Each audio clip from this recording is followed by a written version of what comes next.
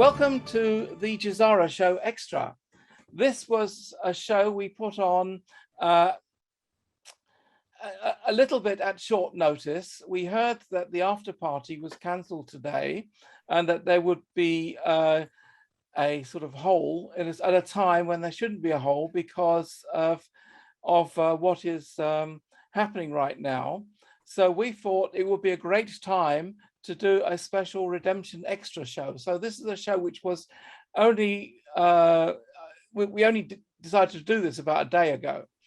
Actually less than 12 hours ago. Less than 12 hours ago. So we put this on short notice because we thought it would be a great time to discuss the redemption show, because our normal show is actually planned for tomorrow, and we will be doing it tomorrow as well. We will be there at our normal time on Sunday. But today we're doing a show because we're receiving reports from Judy that the redemption will be happening this month. Now we're hearing from, on the Insider Club, we're hearing slightly different from Charlie. He's thinking it might be as late as July. So it is all rather confusing as to what has actually happened. At the end of the day, we're going to find out the latest in July. But basically all my research, all the contacts I have are saying that the redemption is imminent, and they're talking about should happen before this month is out.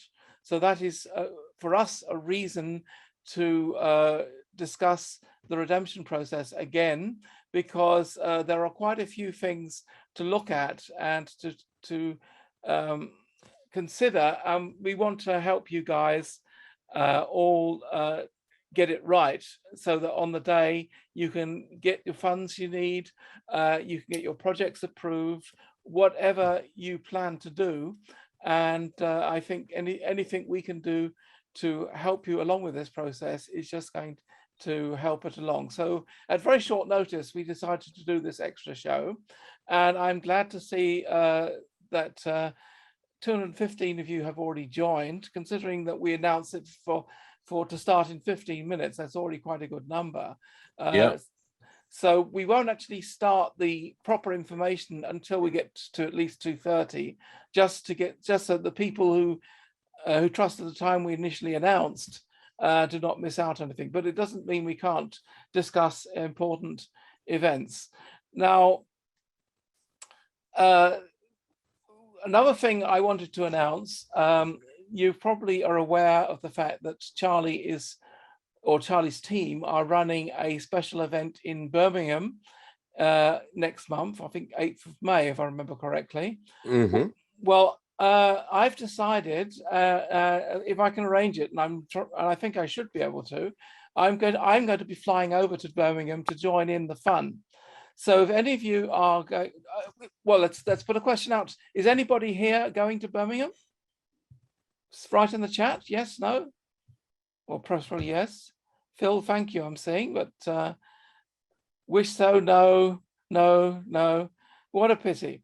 Well, I thought it would be a great thing. So my plan is to fly over to Birmingham.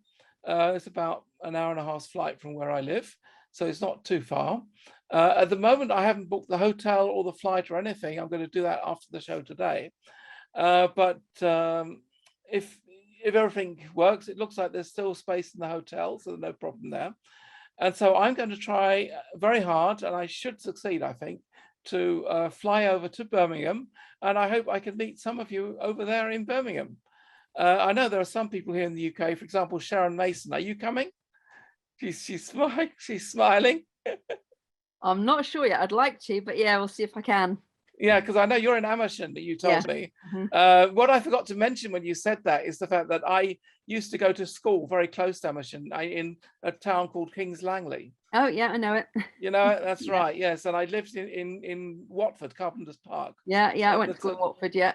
Yeah, so I forgot to mention that when you said where you came from. Anyway, we're digressing. So maybe I'll see you in Birmingham. As soon as I got everything booked, I'm going to announce it on the channel that I am actually going there.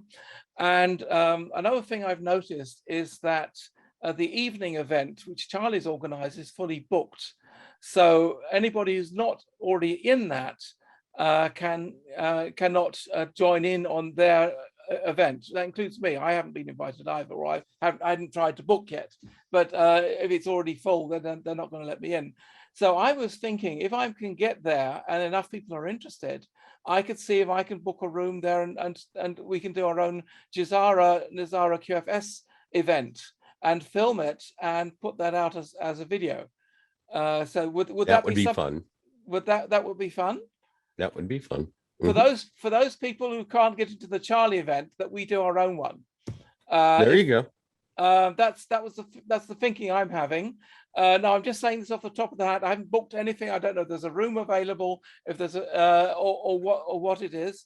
But keep watching our channels for news on that. If I can get something arranged, I will. But I can't promise anything because I just don't know if we can get a room or not. But that would certainly be. Now, I know a lot of you are in the United States or in Australia or in countries where you just can't get to Birmingham.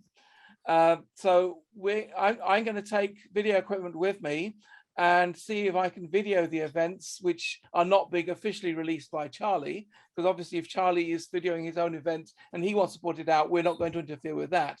But I want to do some interviews with people on site. So maybe I can meet up with Mel K or whoever's there and then do some individual interviews and then put that together as a video.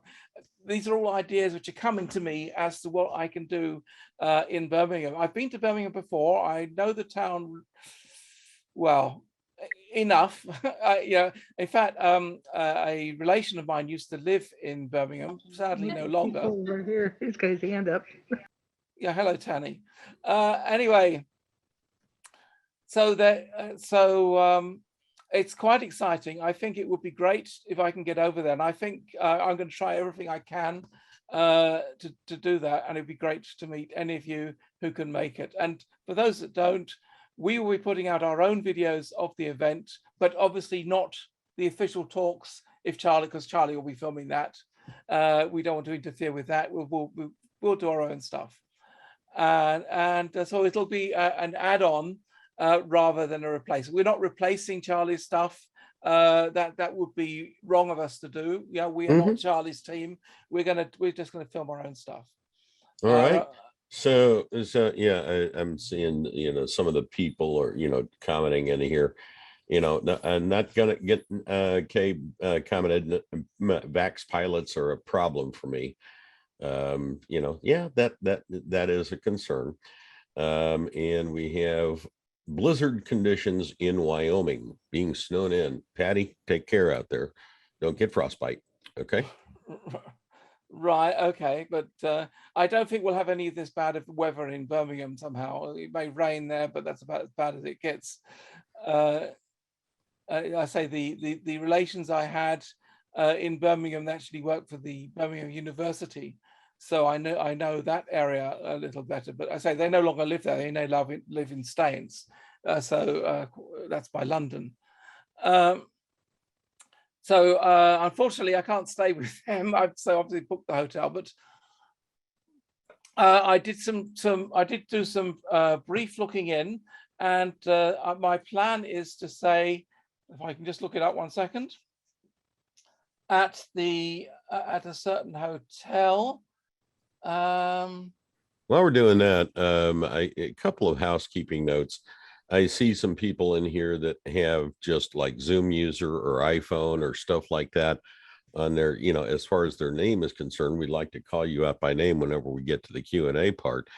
In order to change your name, if you click on your picture, and you'll see 3 dots in the upper right hand corner. Click there and you can see where it says rename, and then you can rename yourself. Okay, that's a good idea. So should I rename myself or something? No, I think no, it's really simple to do, Yeah, I think I'll stay with my own real name. Every time we do this, and I change my name. Last time I changed my name to Paul Lynn, because every time I'm in this Zoom chat, I look around, I'm like, I feel like I'm on the Hollywood Squares or the beginning of a Brady Bunch episode. Right. And so it's like, I changed my name to Paul Lynn, and then Peter couldn't find me at one point. That's right. Yes, I was looking for Billy and I couldn't find him, so I couldn't make him host because I was not looking for Paul. Anyway, I've looked it up. The hotel which I'm planning to stay in is Hampton by Hilton. It's not expensive. It's about £50 a night. So and they seem to still have rooms at least. Now I'm being stupid because I'm announcing the hotel. Now you guys will all go and book a room, and then I won't get in any. But okay, I'm assuming I'll still be able to book a room. So Hampton by Hilton, and I'm going to ask in that hotel if we can reserve a room for the evening.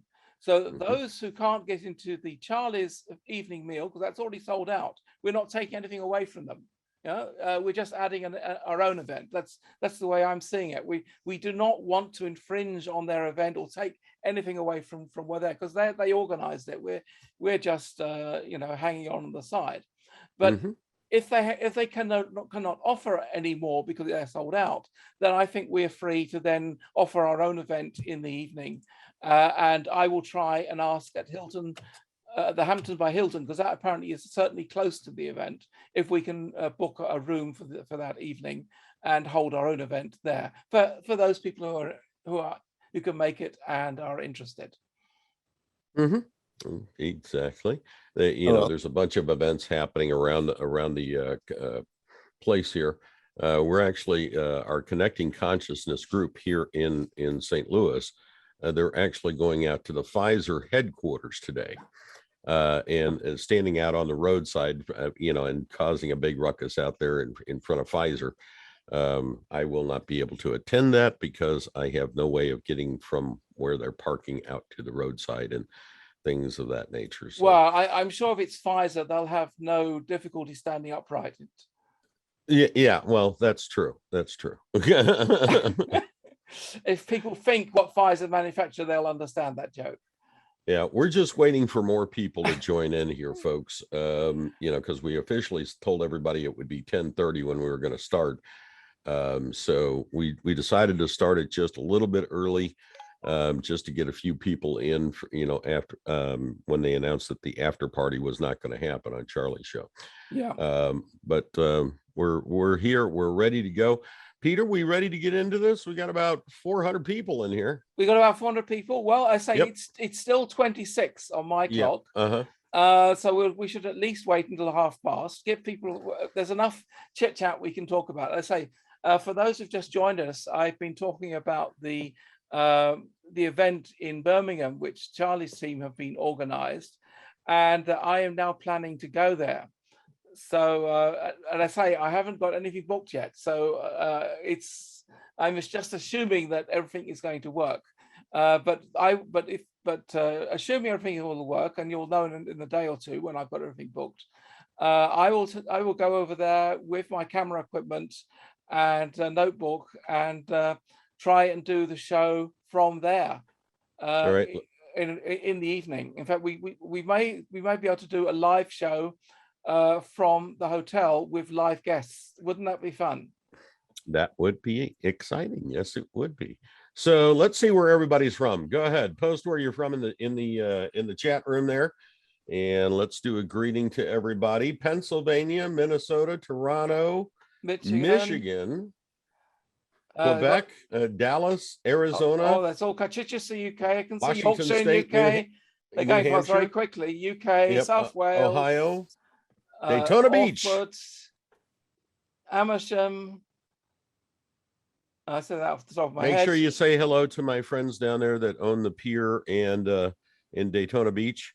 Teresa owns the pier down there. She also owns the Bank and Blues Club and the Full Moon Saloon and Dirty Harry's. Are they doing a peer review?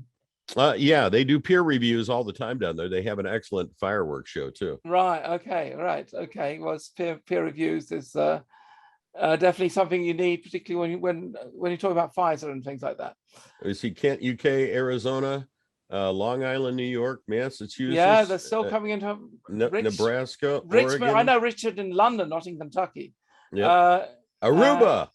Aruba. Oh, wow. Yes. Aruba. In fact, Jamaica. Gerd lived in Aruba for a little while.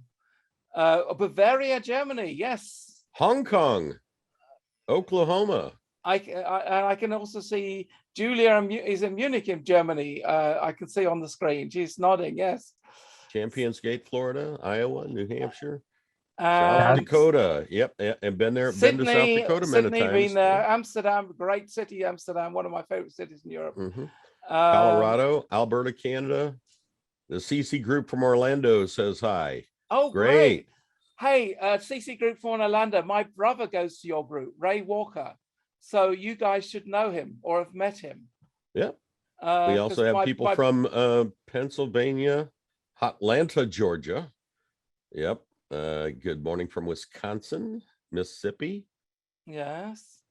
Erie, Erie, Pennsylvania, right? Yeah. Okay. Right, LaGrange, Georgia.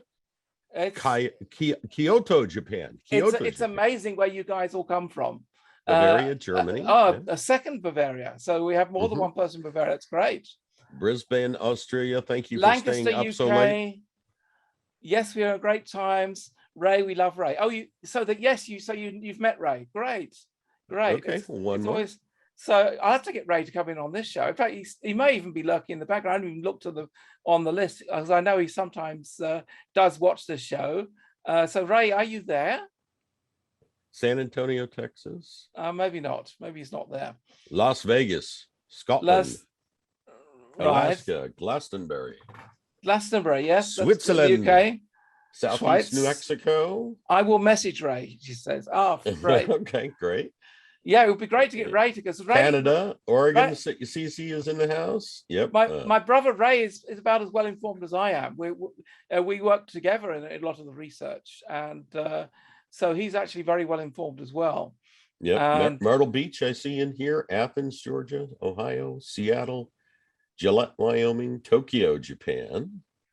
All right. So, well, it is that magical time, Peter. Shall we get into things? Yes, we're at past. So, so that was the pre-show, what we just had now, because we were just filling in time to get us to half past. And but all the same, I think we didn't waste that time. And it would be really great if I could meet some of you guys in Birmingham on the 8th of May. It would be really great. And so, but even not, I love the idea of doing a live show from there. So let's hope that I can make that happen. Okay.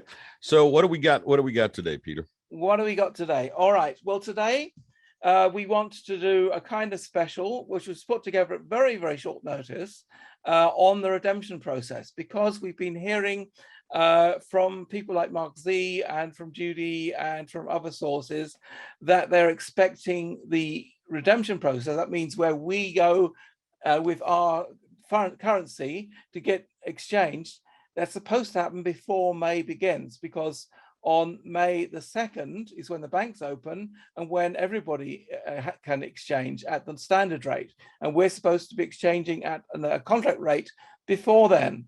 So we thought, as time is so short between now and then, and with the after show being cancelled, we thought, what a good time to put in a special to talk about the redemption process, to fill you guys in.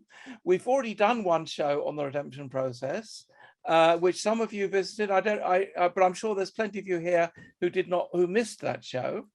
And because we're so close and it's such an important thing that we get things right, and we have some new material and some of the material we used on that previous show, which we want to present tonight on this show. And so we're going to try and make this as useful and interesting for you guys. Now, how many of you have never seen the GESARA show before, who are here for the first time? Anybody new here? And just say yes. Just say yes in the chat or something. Yes. Yes. Well, welcome. Yes. Thank you. So welcome. So how did you hear about it? Did you hear about it from? Oops. Unmute yourself, Peter. I'm sorry.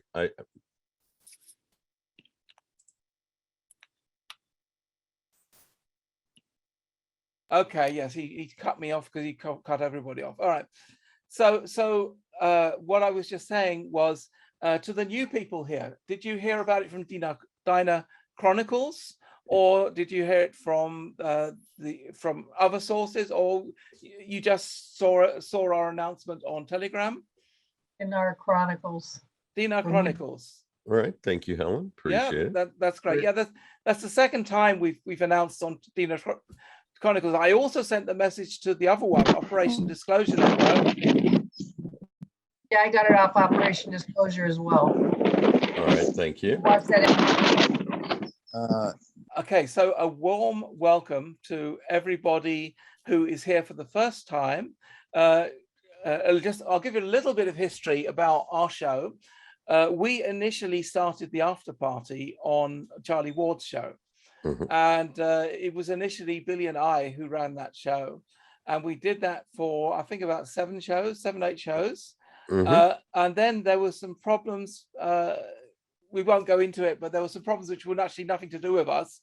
It's to do with scammers attacking people on the Telegram group.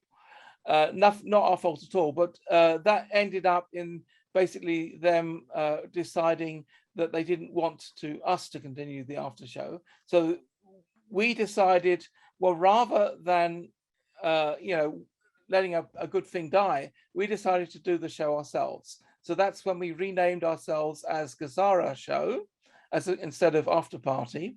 And we've been doing our own show ever since. And in fact, we've now done more of our own show than we ever did of the After Party.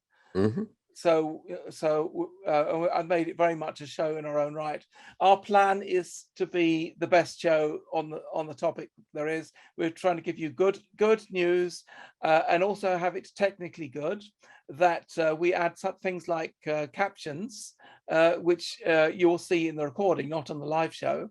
And also we do sort of specials and provide you more behind the back, by trying to make it a more of an interesting show than just answering questions and answers, which was the original point of the after show. Right. And I think we've achieved quite a bit. We seem to have a good following, and we're really pleased. Also, we tend to bring a little bit of humor into the show as well.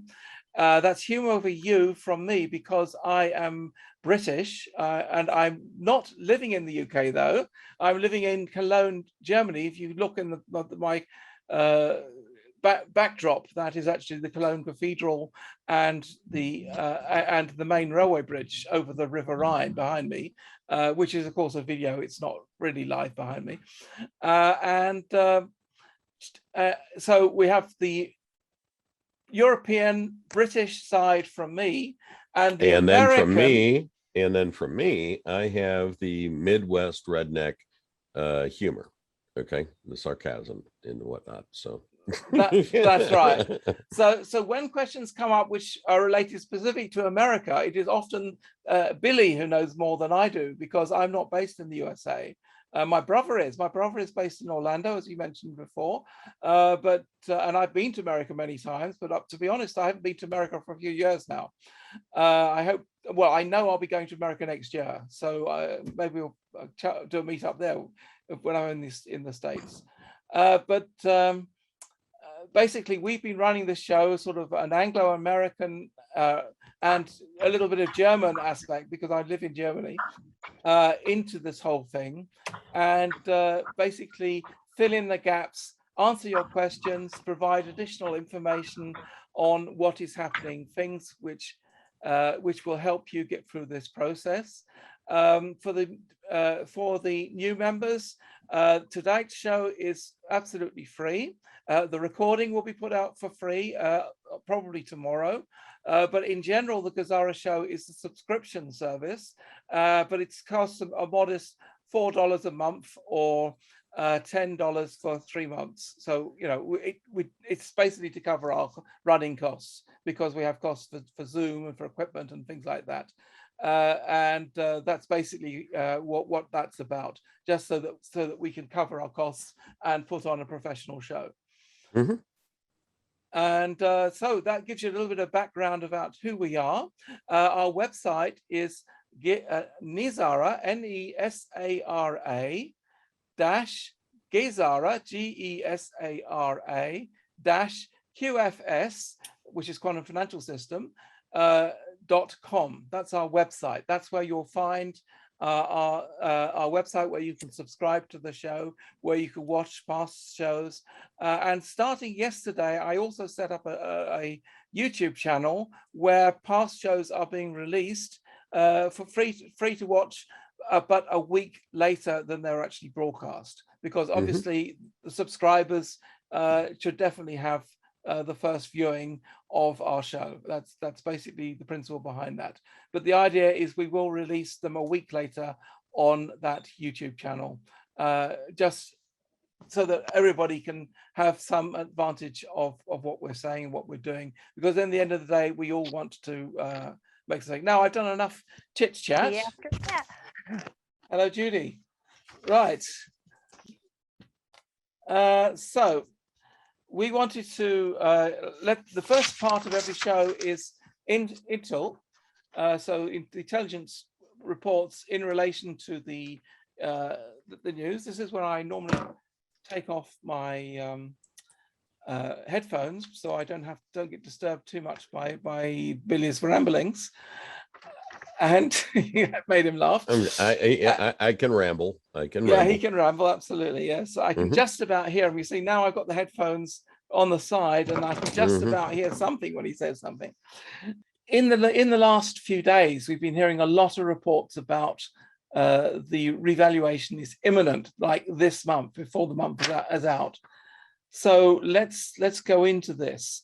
So on Friday, the 22nd of April, which was yesterday at 6 p.m. Eastern Standard Time, which is New York, that area, also Orlando, the global launch of funds took place in all parts of the world. So theoretically, we're already in the QFS, if this is true. And I'll tell you who wrote this in a second. Marking the start of the global asset redemption program registered in the rescue. You can now start paying the tens of thousands of operations around the world which have been waiting for this event. In due course, the ransom arrives. Who wrote this? Who released this? Only yesterday. It's a guy called Dr. Charlie Ward, head of the GCR Redemption Committee. So what was he talking about in today's Insider Club? It doesn't make sense to me. You know, today he was talking as if it might be in July or something, but only yesterday he put out a message saying it's already happened. So no criticism on Charlie. I mean, he's doing the best job he can. It's just, I'm just saying we've got confusing messages coming from the same person here. So we're going to assume that the GCR is going to happen between now and the beginning of May, because we think better to be prepared now and then wait a little bit because it's not happening now, then not to be prepared, and then the event happens quickly and you have to go to the show without being prepared. That's basically what we think about this. And so I know several of you were in that Insider Club meeting, so I heard some of what he said for the first time as well. And when he was saying it's kind of not happening now, or I thought, you know, this can't be. So, but okay, he could be right, he could be wrong. I don't know. Time will tell us. Let us just continue. And then it goes on from Whiplash, who's another news source.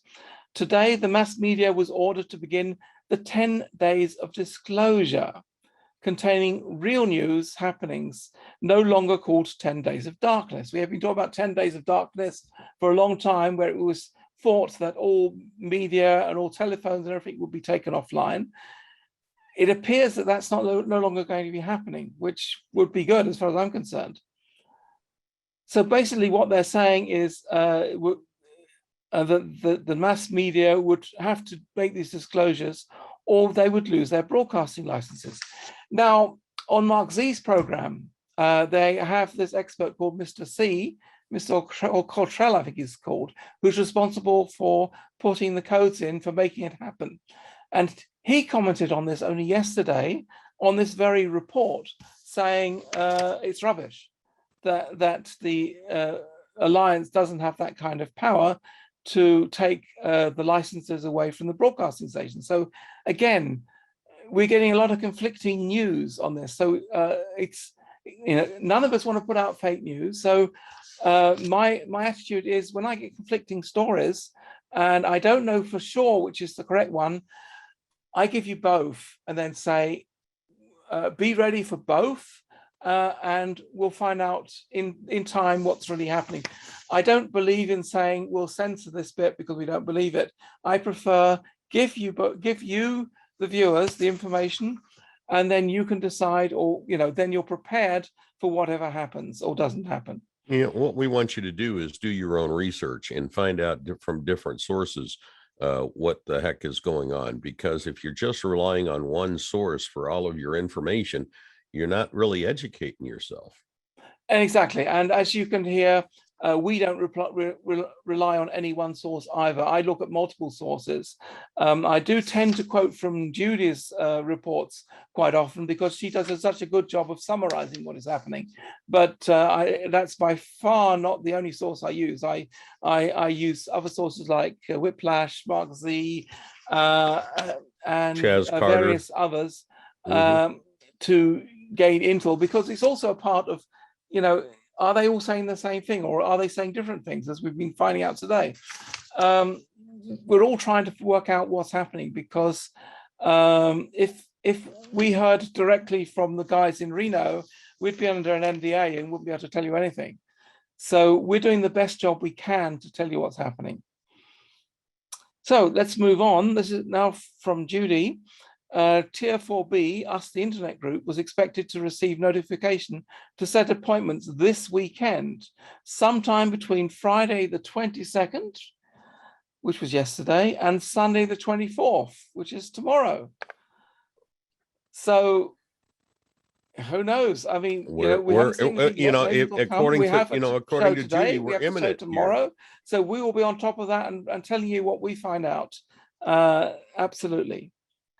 The Tier 4B currency exchanges and Zim bond redemption, that's what we're all waiting for, to exchange our dinars, our dongs, our Zim bonds, our Bolivar, whatever we have.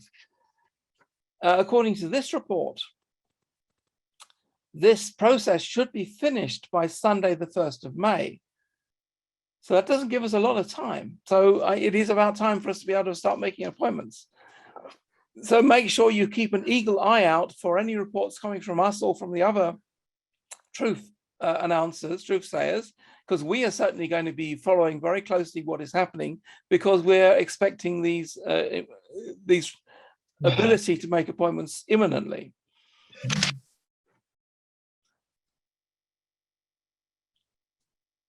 So then from President Q, they are saying that the 5th of May, or if you're American, May the 5th, because the Americans say that the other way around, 2022, which is actually just before the meeting in Birmingham, there's going to be a big event, Back Again, America Saved, NCSWIC, whatever that stands for. Do you know, Billy, what that stands for?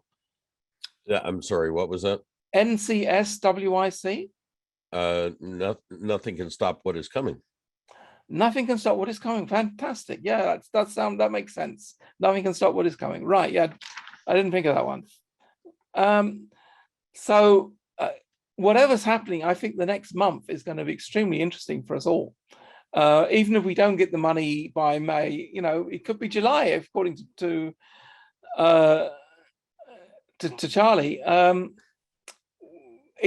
But even if it's July, it's 2 months. We've waited this long. We can wait 2 more months. I'm hoping, of course, that it's going to be quicker than that. I want to go fly to Birmingham, having already exchanged. Wouldn't that be cool? Today the mass media. Right, no, we've done that. The NASA warfare plan to kill mankind through population control. Okay, there's a video link to that. We won't bother watching that. As regards to global financial crisis, Disney stock, not only Disney, also CNN and Netflix, and a lot of these channels which have been putting out woke programming, their stock is falling. And I think good too, because you know, Disney. Now, I've been to Disneyland, I've been to Disney World, I've been to Disney World Paris, I've been to 3 of their locations, and always thought, oh, it's a great thing for kids, some rides, have some fun.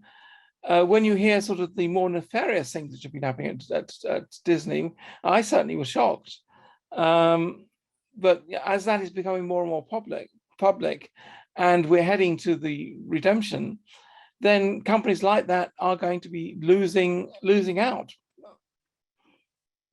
And that CNN is crashing is not a really big surprise to anyone, I think. Nope, not at all. Chris Wallace is out of a job again. Yeah, I just feel a little bit sorry that the BBC is also suffering, but they've been reporting the wrong news for a long time now, and I think they're getting what was coming to them. I just, hopefully it's just the news division which gets corrected, and because the BBC is capable of putting out good documentaries and good drama, or even that, although even that has suffered recently. Anyway, we're digressing. And then there's this question here: are soaring food inflation and rolling blackouts the start of the next emerging market meltdown? Well, it's just a question here. Oh, it does give me a Twitter link. I won't bother clicking on it, but it is very possible that is the case. Now, I'm based in Germany, in Cologne. Although I'm British, I'm not German. I'm British. But certainly Germany is in a very awkward situation, because Germany, all it has is an armistice. There was no peace treaty signed for Germany, which means that Germany is not a sovereign country. And one of the people who still has military control over Germany is Russia. Russia was one of the 4 allies. Right. So for Germany to start sending weapons and military equipment and helmets and all of the stuff they've been sending to Ukraine is an extremely dangerous thing to do, because that gives the Russians every right to come and withdraw from the armistice, and they could effectively take down the German government. Well, maybe they should, because the government has not been very good for us in recent times. And the other thing they've been messing around with is this Nord Stream 2 pipeline. That was a pipeline built from Russia to the north coast of Germany as a means of transferring gas, much needed gas, to Germany, because Germany does not have many such natural resources, and they needed the gas from an extra pipeline. There is Nord Stream 1 is already there and is already supplying gas, but there's only so much they can fit through. And Germany has now got a massive shortage of gas. And when I say gas, I'm not talking, well, I'm also talking about petroleum. I know the Americans think gas is gasoline, but here I'm talking about natural gas, gas which you can burn in your cookers, on your heaters, or in power stations. Or sometimes known as propane. Or propane gas or whatever. Anyway, Germany gets lots of its gas and oil from Russia, and they've been trying to embargo this. But if they do a total embargo, it's just going to destroy Germany, because Germany is a country with a lot of industry which uses a lot of electricity, and electricity comes from partly from gas-fired reactors. And if you've got no power, you've got no industry.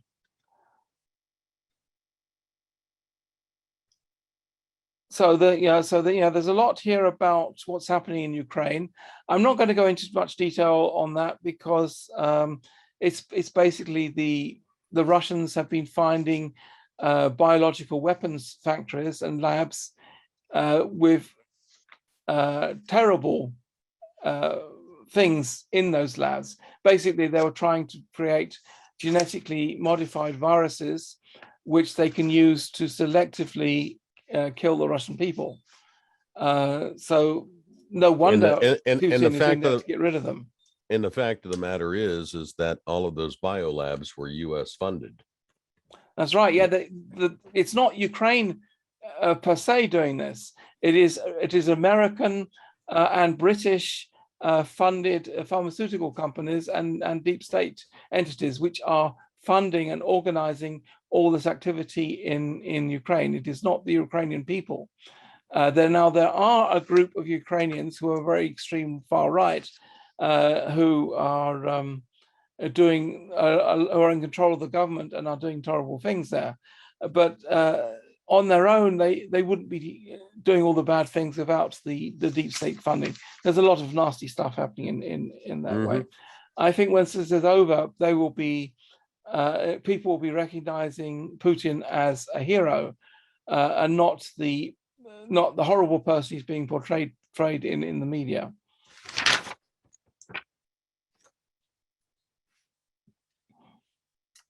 So yeah, okay, I'm going to avoid the child trafficking stuff because it's not really nice, and I'm sure we're all sick to death of it. Food, fuel, and goods shortages. Now, regular viewers of my show will know that we are saying when you have the money, buy a year's supply of food and supplies, because the deep state has been deliberately doing all they can to destroy our foodstuffs, which we need for the coming year.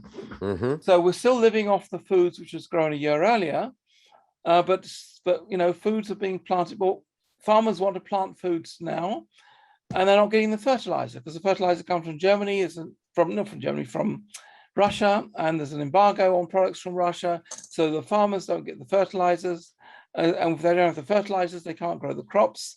And when the crops are not grown, we have nothing to eat. Right, and to add to that, if any of you have been keeping up with the current news, there have been meat processing plants and things of that nature, at least 8 now that I have counted, major ones that have been destroyed.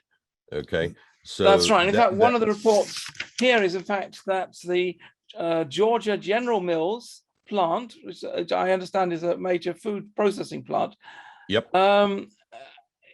Well, a plane just hit it. A plane was flew into that. I don't know how bad the damage is, but it's another sign. The deep state is trying to destroy the food processing plants and buy up as much land as they can so that the food is just simply not available. And we need food to survive. Yeah? So, it's no good having millions in your bank account if you've got nothing to eat. All right. So also we have all of these container ships that are sitting off the ports and everything else around the world. And what has happened is the cabal is squeezing all of these things. Basically, the ports are toll booths, okay, that these shipping containers go through. And if you shut down a toll booth on a highway, what happens? You have a major traffic jam. And that's exactly what's happening with these container ships with all these supplies on them, is that they're not being allowed into the ports.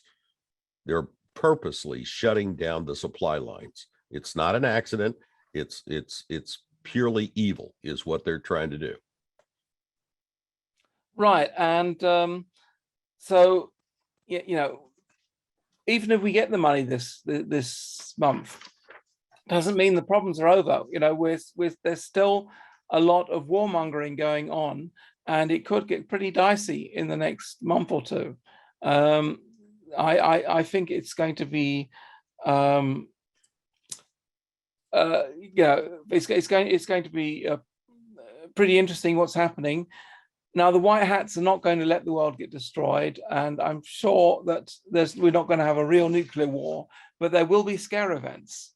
And so you have to be on your toes. And if you're in a major city like New York or London or Berlin or wherever, you might want to consider maybe moving out of town for a while, just in case it gets dicey. Now, I don't know anything specifically about those three cities. I'm just saying things could still get nasty in the next couple of months. Watch out for uprising and riots and things of that nature, especially when people start to get desperate for food as the supply chains start to go down. All right, that's one of the things you're going to have to look out for. And one thing I should add: when you get your food supplies, don't just put them all in the cellar or in one place, because we know from Venezuela, where this also happened, where people could not get food, that you get all kinds of break-ins and things like that. So see if you can spread your food supplies in multiple locations that only you know about and where people would not suspect food to be, just so that if you lose one of them, you're then not losing everything. Mm-hmm. In the UK, the National Health Service and UK national nuclear power stations could be at risk of Russian cyber attacks or maybe deep state cyber attacks. ITV News, ITV is one of the major commercial TV channels in the UK. Right. Russia. Is reporting on an alert from the Five Eyes Intelligence Alliance that warned that Moscow was exploring options for potential online assaults. Okay, we'll leave that as it is. I don't know whether that's true or not. But I'm just reporting it.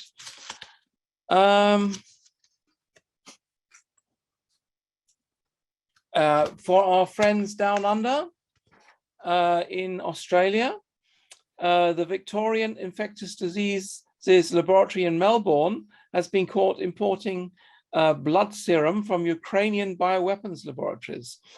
Classified documents captured by the Russian military reveal a paper trail between Ukrainian laboratories and the Doherty Institute in Australia. Now, Australia is also known as a major stronghold of the deep state. We know there are a lot of DUMBs, which means deep underground military bases, in Australia. And so there's almost more happening underground than there is on the surface, because Australia is a massive country, but it has a very sparse population. And so I've been to Australia, I think about 3 or 4 times. And the cities, great. Sydney, great city. I've been to Sydney, I've been to Melbourne, I've been to Brisbane, great places. But once you get out of the cities, you can drive for miles and not see anybody. It's a massive place. And I was only going close to the coast. The more you go in, the more extreme that gets. So it's a great place for nefarious programs underground, apparently.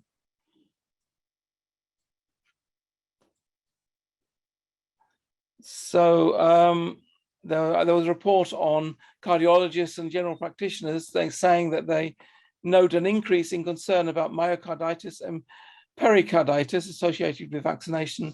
We've been hearing recently that it's actually snake venom which is causing the trouble, and those kind of results would be in agreement with snake venom, because that's how the snake venom kills their prey, by giving them heart attacks and stuff. As far as I know, I'm not a medical doctor. It's just what I've been hearing.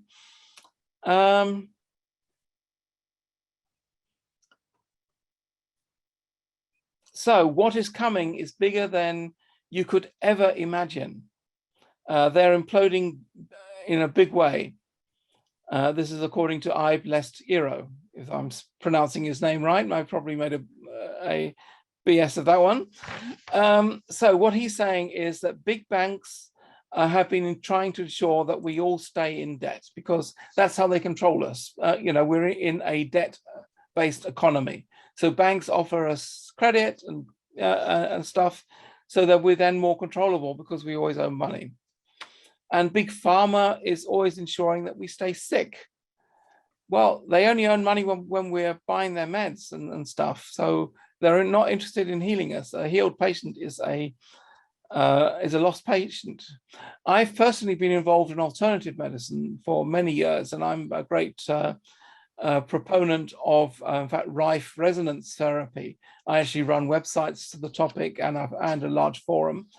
So I've been on alternative medicine, in particular resonance therapy, for a very long time. And there it is about actually destroying diseases. Just to give it in a nutshell, if this is like just imagine it was a bacteria, and you use resonance frequencies to vibrate it, you can cause it to collapse on itself. That way you destroy the bacteria or the virus or whatever it is. So that's using the mechanical effects of vibration in resonance to destroy diseases. It's a great thing and it works. And that's the method I've been using for many years. And whereas the pharma model is control your symptoms. So you feel okay, even if your underlying disease is still festering on. That's a big difference. He continues to say that weapons manufacturers ensure that we always stay at war because they want to sell weapons. And the only time recently when we haven't had America at war with countries was during Trump's era, because Trump stopped the wars. But right. It didn't take long before new wars were started under Biden. This is just showing us just how corrupt this all is. It's all about earning money, and it's not a, Democrats, Republican things. In fact, a lot of the Republicans, and particularly the so-called neocons, are also behind a lot of these wars. We have to remember that 9/11 happened under Bush's watch, and he is apparently a Republican.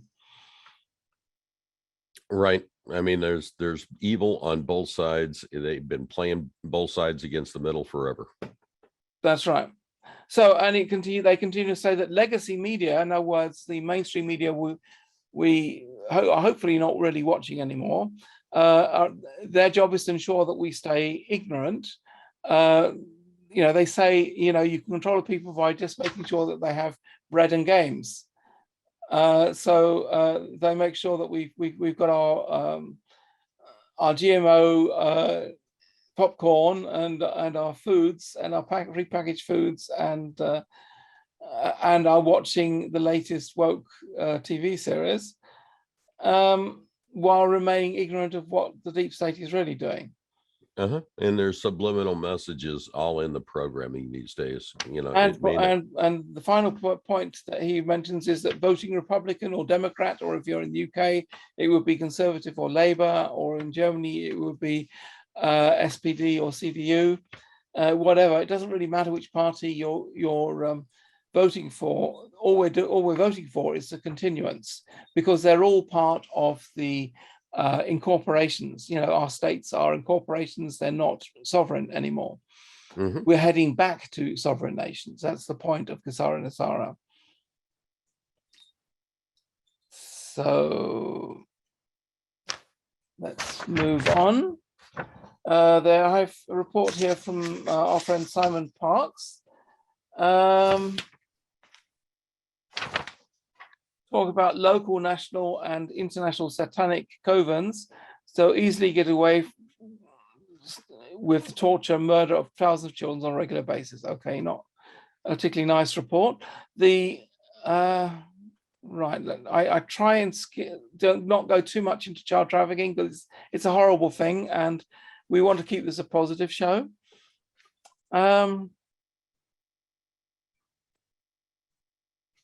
Not that we're trying to deny it's happening. No. That's not. So I've actually got through what I have prepared for Intel for now. So now this is where I put my headphones on so I can hear what Billy is saying. So you have to behave yourself now, Billy. Oh, no. I behave. All right. So let's get into a few of the questions here. See what people have. Wait a minute, Billy. But before you get into questions and answers, remember that we have another section to get through. Oh, okay. We invited people here because it's a redemption extra. Right. So I need to make you host real quick. Yes, you'll need to make me host because I know you've got questions, just note them down, just keep your questions. There will be a question and answer section later, so we haven't forgotten your question and answer service or section. It's just not yet, okay? So, Okay. So don't, yeah, we want to make this more than a Q&A session. Yeah? A Q&A is what our old show used to be. And we're trying to inform you, give intelligent information, and give you commentary so you can understand what's happening in this world. So now we're in the situation, whereas if we believe Charlie, it's happening between now and May, and if we believe Charlie, it's happening between now and July.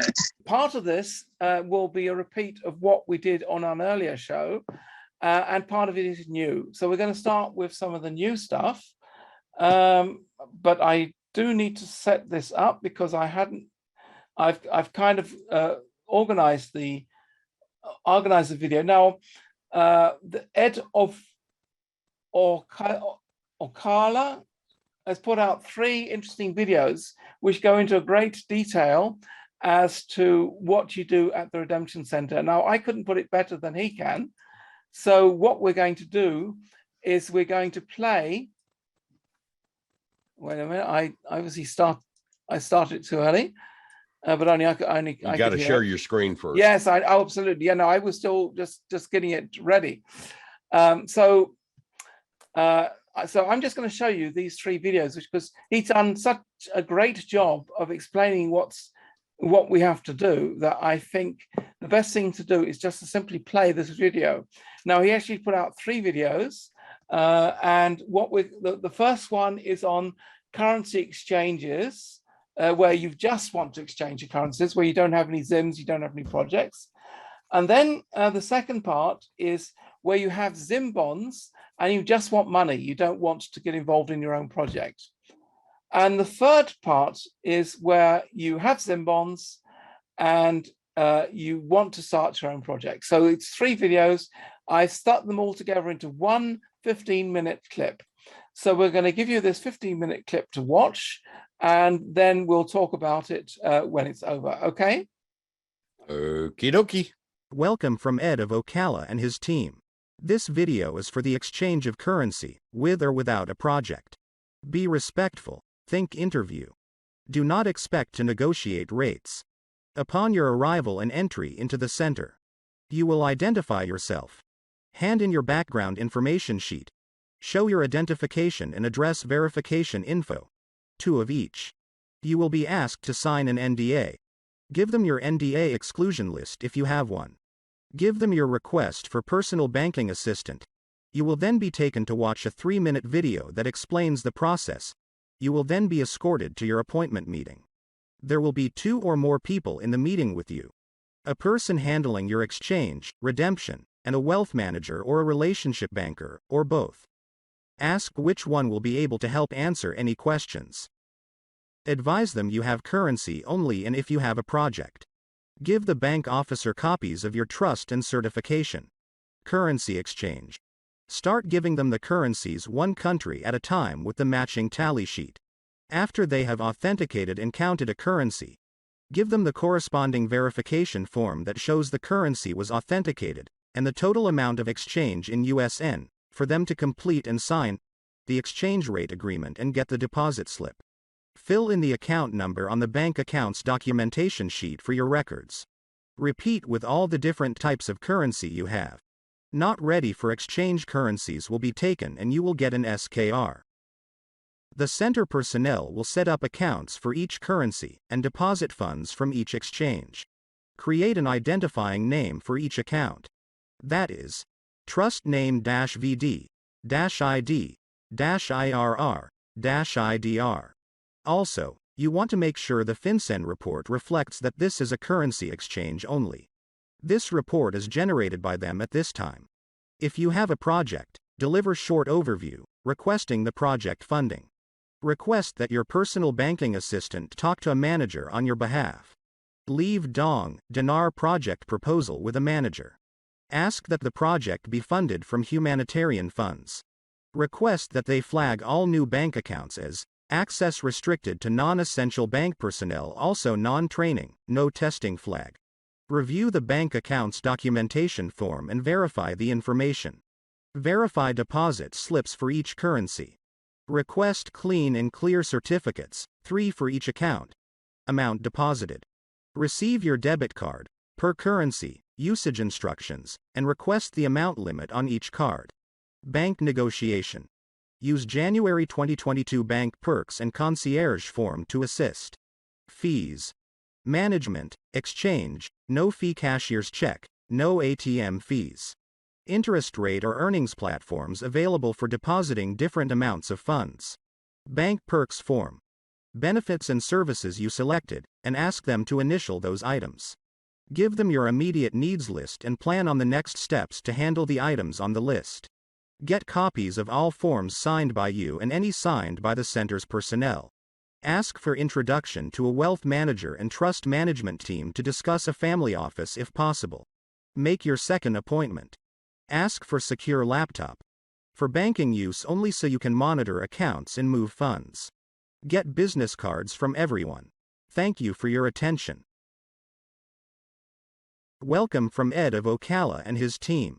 This video is for the redemption of ZIM bonds with no projects. Be respectful. Think interview. Do not expect to negotiate rates. Upon your arrival and entry into the center, you will identify yourself. Hand in your background information sheet. Show your identification and address verification info. 2 of each. You will be asked to sign an NDA. Give them your NDA exclusion list if you have one. Give them your request for personal banking assistant. You will then be taken to watch a 3-minute video that explains the process. You will then be escorted to your appointment meeting. There will be 2 or more people in the meeting with you. A person handling your exchange, redemption, and a wealth manager or a relationship banker, or both. Ask which one will be able to help answer any questions. This video is for redeeming ZIM bonds without a project.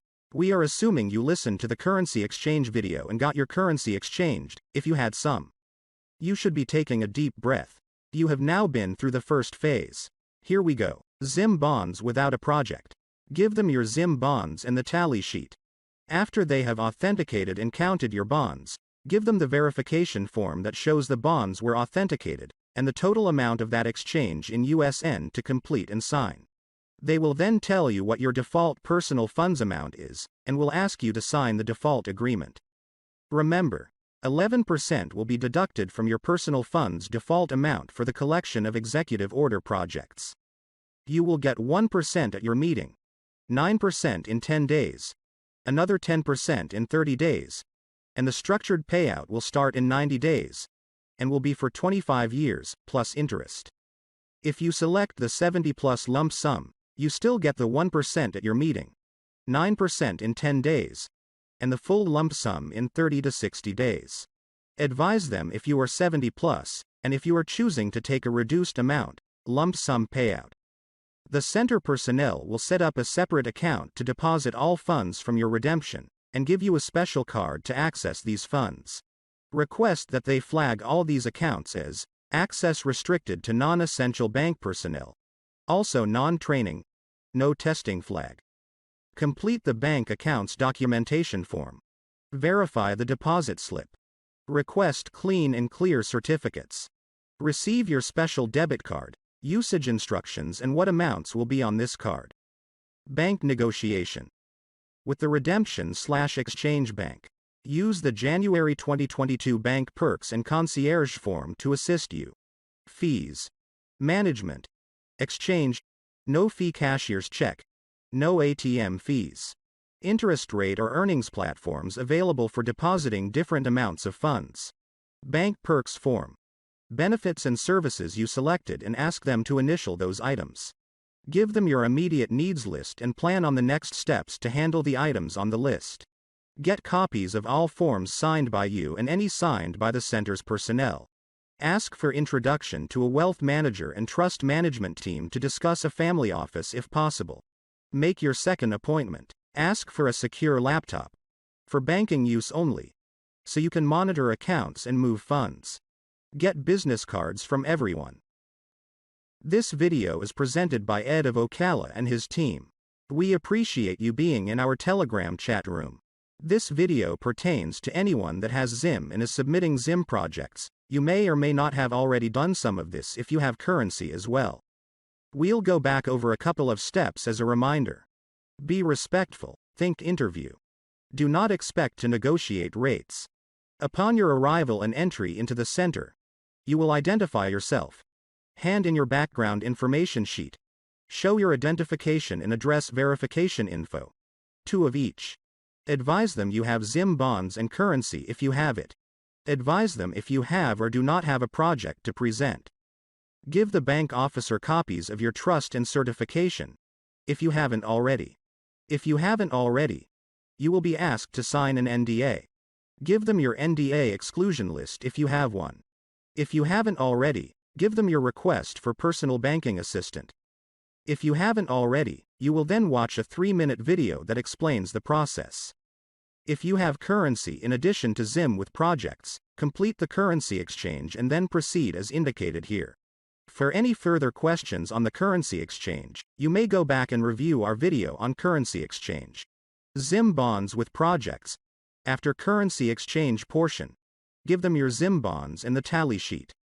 After they have authenticated and counted your bonds, give them the verification form that shows the bonds were authenticated and the total amount of that exchange in USN to complete and sign.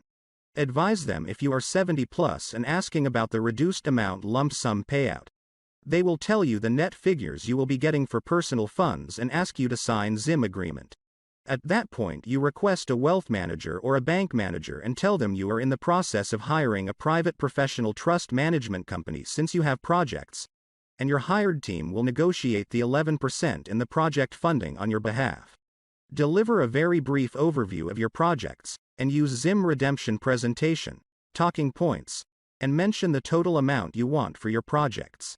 This quick overview is for the purpose of showing them you have projects and are going to follow up with a professional team.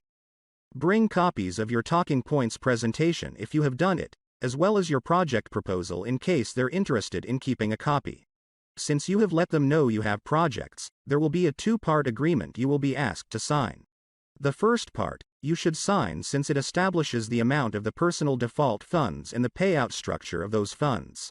You will get 1% at the meeting, 9% in 10 days, another 10% in 30 days, and the structured payout will start in 90 days, and will be for 25 years plus interest. If you select the 70 plus lump sum, you still get the 1% at meeting, 9% in 10 days, and full lump sum in 30 to 60 days. The second agreement, which you should not yet sign, speaks to the utilization of the 11% and total project funding.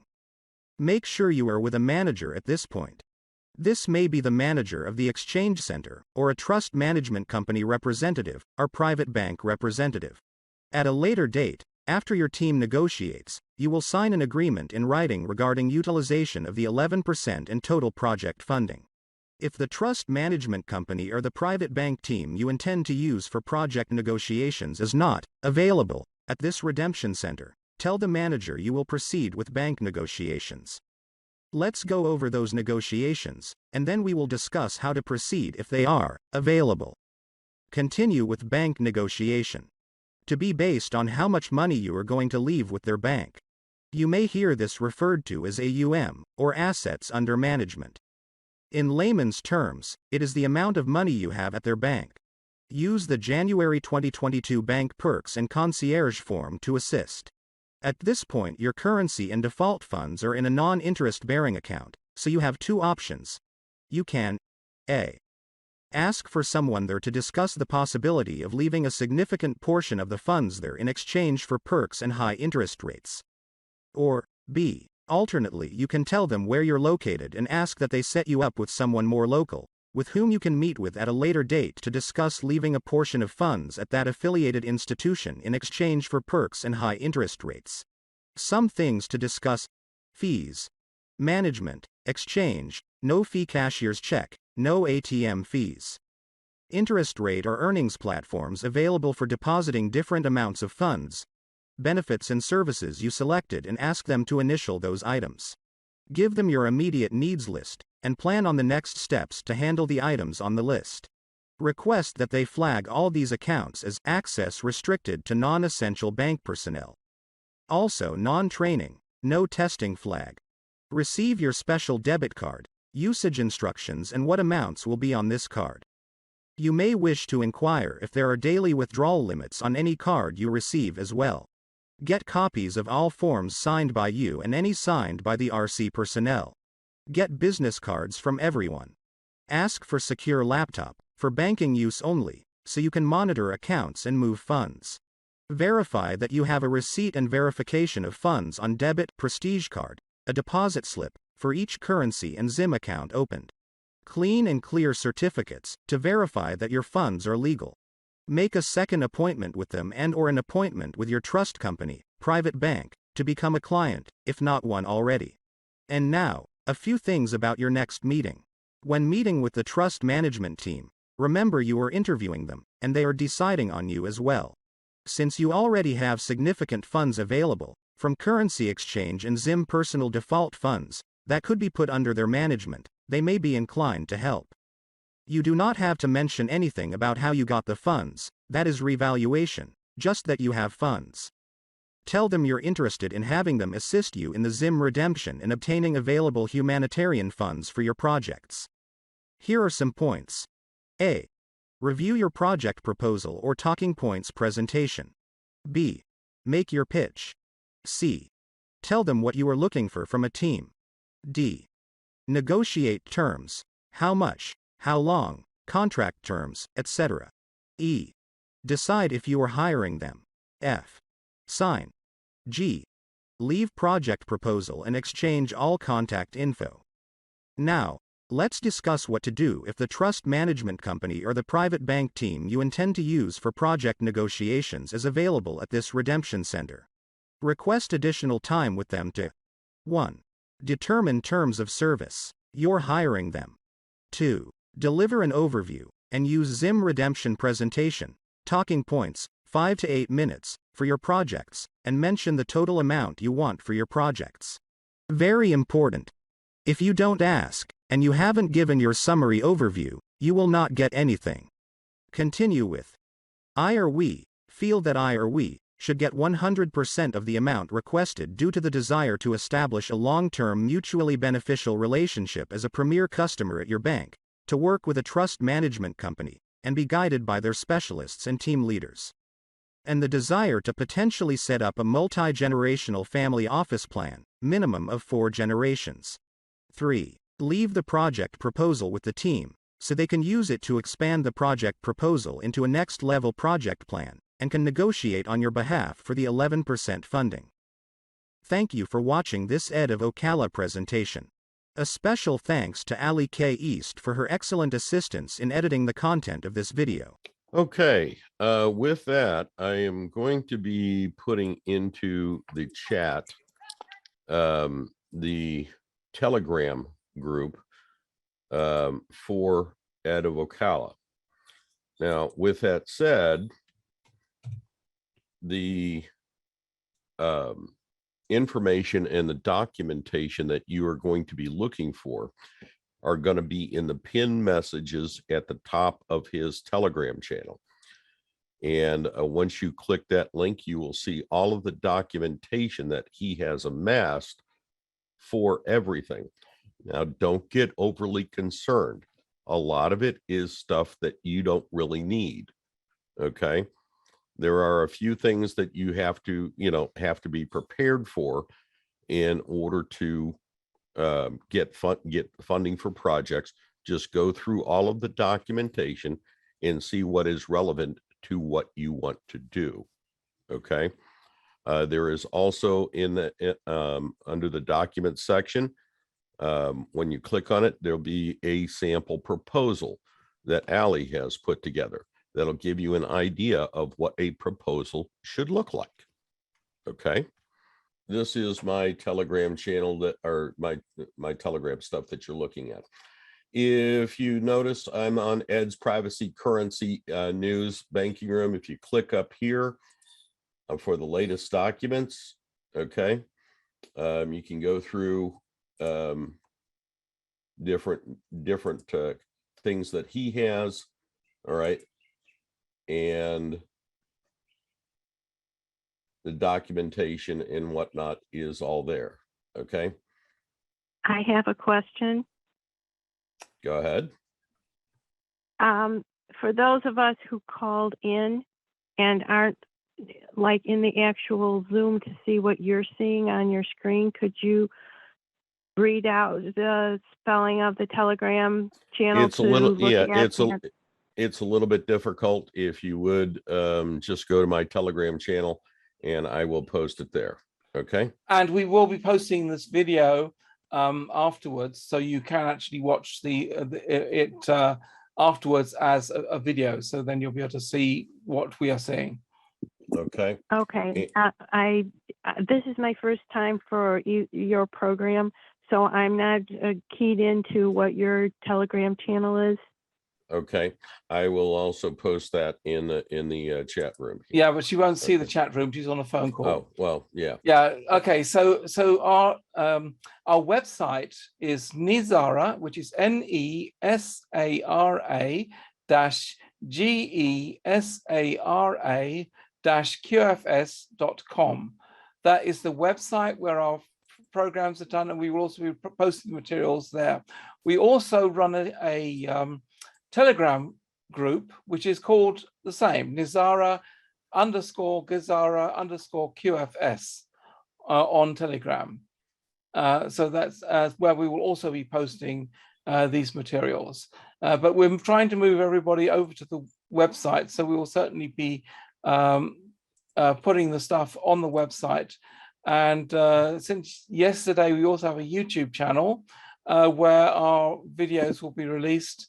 And I may release this video actually ahead of time, because the general point of the YouTube channel is because it's a week later. You want to post the YouTube channel in the chat there, Peter?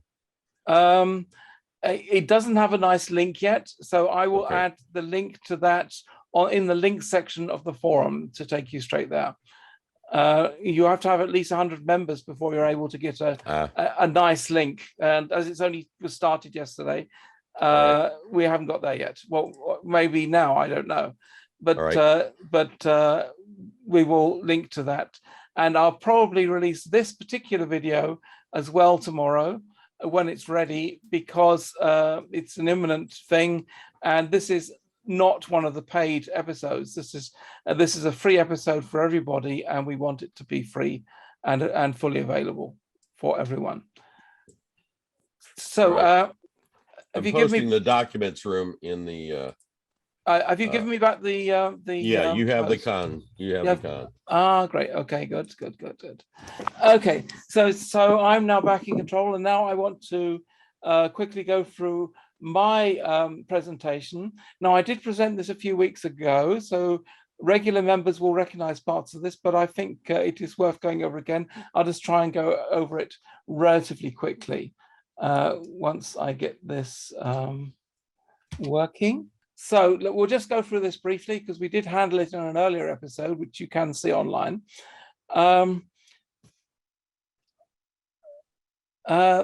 Your currency exchange SIM redemption appointment. Humanitarians ask, now there has been some discussion about whether the word humanitarian is actually a good word or not. Some people want to say mankind, because the word humanitarian is not a word found in the Bible. So, but we don't want to make these distinctions. When I'm saying humanitarian, I mean man and womankind, okay? Just to avoid that argument. So humanitarians ask for the rate of redemption for the bonds and other pertinent requests. The Alliance has said they will contact the humanitarians to schedule their redemption appointment wherever they live. Now, we're told that the redemption appointment should be within 50 miles of your location. Now, that actually is written further down the page. You will need 2 forms of identification, including a picture ID. So I know in America, there are some people who only have a driver's license, but you probably also have a utility bill. It could be your smartphone bill or your telephone bill, or it could be gas, electricity, whatever, some kind of bill proof which shows that you live in that address. You need to say it's just a matter of making sure you are who you say you are, nothing more than that. If you have receipts for your currency, Zim bonds, bring them to the appointment. I know in the presentation from which Billy recommended, they said you don't need to do that, but I would, if you have it, bring it with you. It's always better to have it and not be turned away because you've forgotten it. If you have a humanitarian project, bring a 5 to 10 page summary of your business plan. Now, this is actually quite important because they need to be able to understand what it is you want to do, what your project is about. Now, don't come with a 45, 50 page business plan. Nobody's going to read that. 5 to 10 pages is about the maximum it should be. It should be written a bit like a story so that they can just easily follow it. You should be able to just present this to someone who has no clue about your program, and at the end of the program, end of your presentation, they'll understand exactly what you want to do. Not in every last detail, but they'll get the gist of it. And practice your presentation in the mirror, you know, as you would like you're going into an acting seminar, you know, into an acting interview. Make sure you have it word for word in your head so that you don't stumble over your words. Like Biden, you mean? Yeah, exactly. Like Biden. You don't want to be like Biden. Okay. That he's an actor, isn't he? Well, it's supposedly Jim Carrey. Yeah. Well, I think I heard there were 3 playing him. Mm-hmm. Yeah, there are 3, actually 4, if I remember correctly. 4, some obscure actor, Jim Carrey, John Voight, and James Woods. Right. Okay. Well, they're doing a good job of making him look like an idiot. Yes, they are. So anyway, back to the humanitarian projects. You need to have honest enthusiasm for your project. I think that's actually one of the most important things.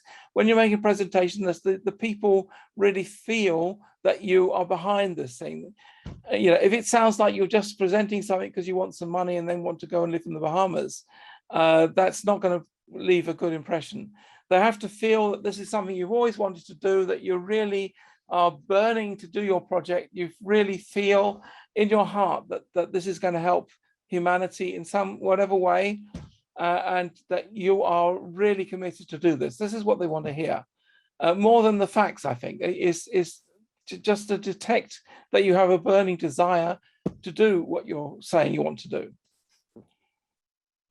Most redemption centers are likely to be within 50 miles of your home, unless, of course, you're in the middle of Australia or in the middle of America in the center, where you're 50 miles away from the nearest town. Then it could be further, but in most places, it'll be around 50 miles or less. Tier 4B, which is us, will have 10 days to make their appointments in order to receive special rates. After that, you can only go to a bank to exchange at the lower international rates. Now, what we've been hearing recently is that those 10 days are the 10 days up to May the 1st. Maybe including May the 1st, I'm not quite so sure about that. Well, but we're a little bit past that deadline because exactly. May the 1st is only about 8 days away now. Exactly. So that's why we're expecting the ability to get these appointments very quickly. Unless, of course, Charlie's right and it's in July. Then we have a bit more time to prepare, but don't count on that. Count, if you're ready now, better than not being ready. Yeah, let's not do the college student cram for an exam type thing, where you have to get out the Mountain Dew and everything else and cram to put it all together the night before. Right. Be prepared. Now I have to point out that the information here originally came from the Ron Giles website. And Ron Giles seems to have a special function where you have to pay $10 to a beneficiary. So what you're reading there about registration fee may not actually occur. I've been hearing conflicting information and that this $10 only applied for people who are going through Ron Giles's organization. The RV and the redemption funds, all exchange currencies, as well as all Zim redemption funds, will be placed in the accounts they set up in the quantum financial system. Absolutely none of these funds will be placed in a bank at the redemption appointment. Bank computers cannot be programmed to transfer digital gold certificates. The quantum financial system can and will transplant funds into a bank account so a person can transfer funds to their own bank account. But the desirability will become less and less as the banks go into receivership and their customers' deposits are confiscated to avoid the bank's demise. The appointment process is easy, but needs prior preparations to be successful. It behooves each ZIM holder to quit listening to the disinformation and prepare for the appointment with a very positive thought process.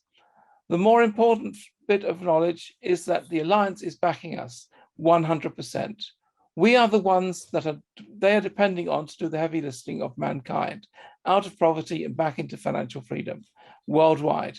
We take over when the Alliance has cleared the battlefield and eliminated the bad characters.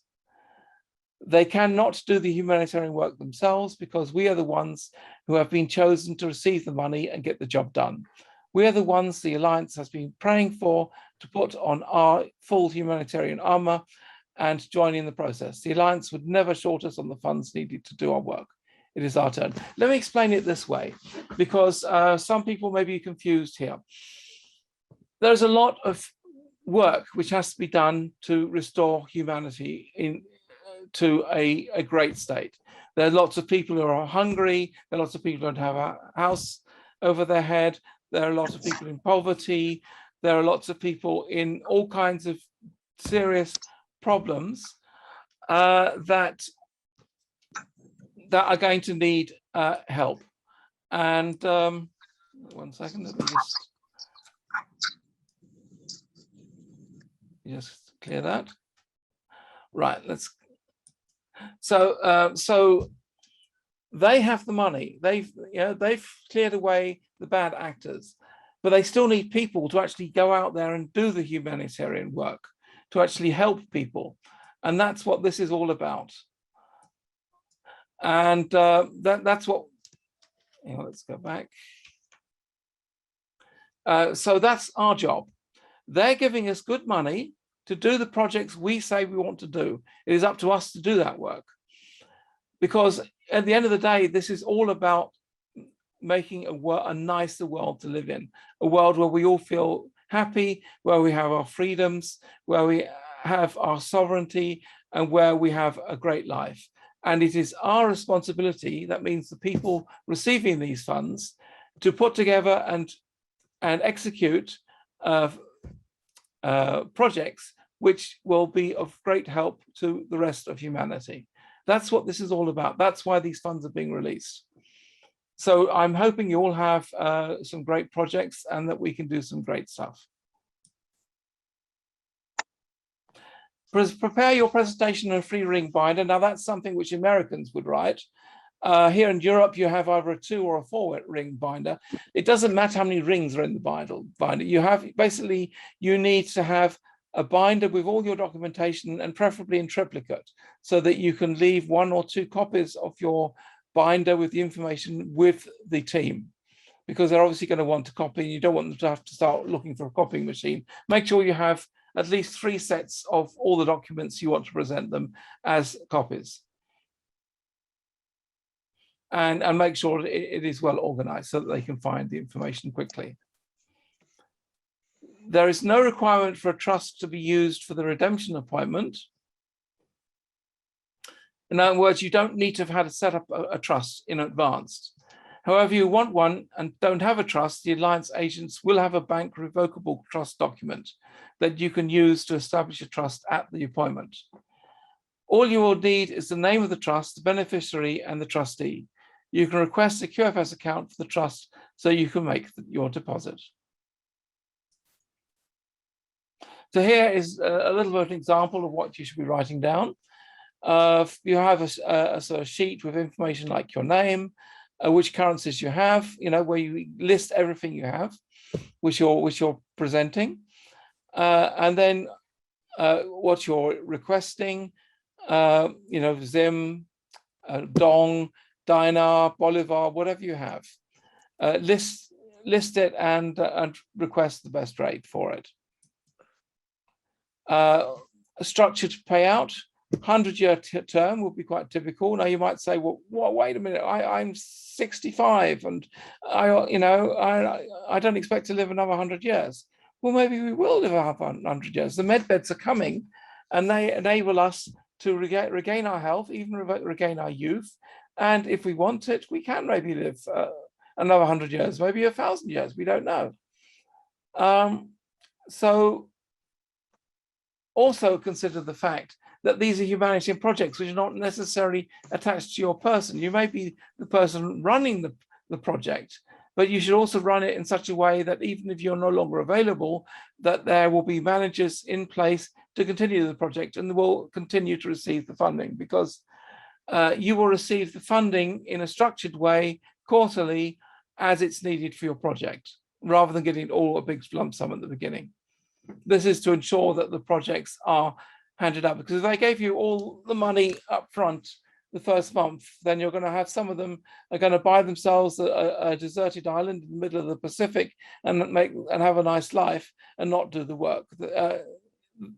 Whereas by providing the money in a structured way every quarter or something, then they can follow and make sure that you are actually doing what you promised to do. Because if you don't, then they can just stop paying you. Because with the Zim redemption, you are actually going into an agreement to do the project which you chose yourself to basically to perform the job, to do the work. Doesn't mean you have to do all the work yourself. Of course, you can hire people and delegate work, but you manage your project. So $15,000 cash to be given at exchange. Well, I hear it's 1%. So the 15,000, and it may not be cash. It may be in the form of a debit card, which you can then just use. You should have two accounts in the QFS. One is in the main account, particularly if you have Zim bonds, where your Zim money will be paid in, and the other one is for your other currencies, which is basically just a cash exchange, which you then get a debit card like a MasterCard or Visa card, and you can then spend that as you see fit.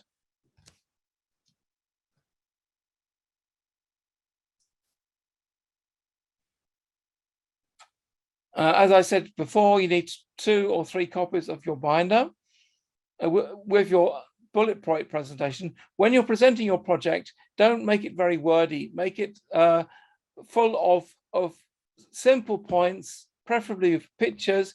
Make it really easy to understand what it is you want to do. Explain the problem, what is it you want to solve, and how you can solve it and why you're qualified to solve it, and give some financial numbers to show exactly how much money you need over an extended period.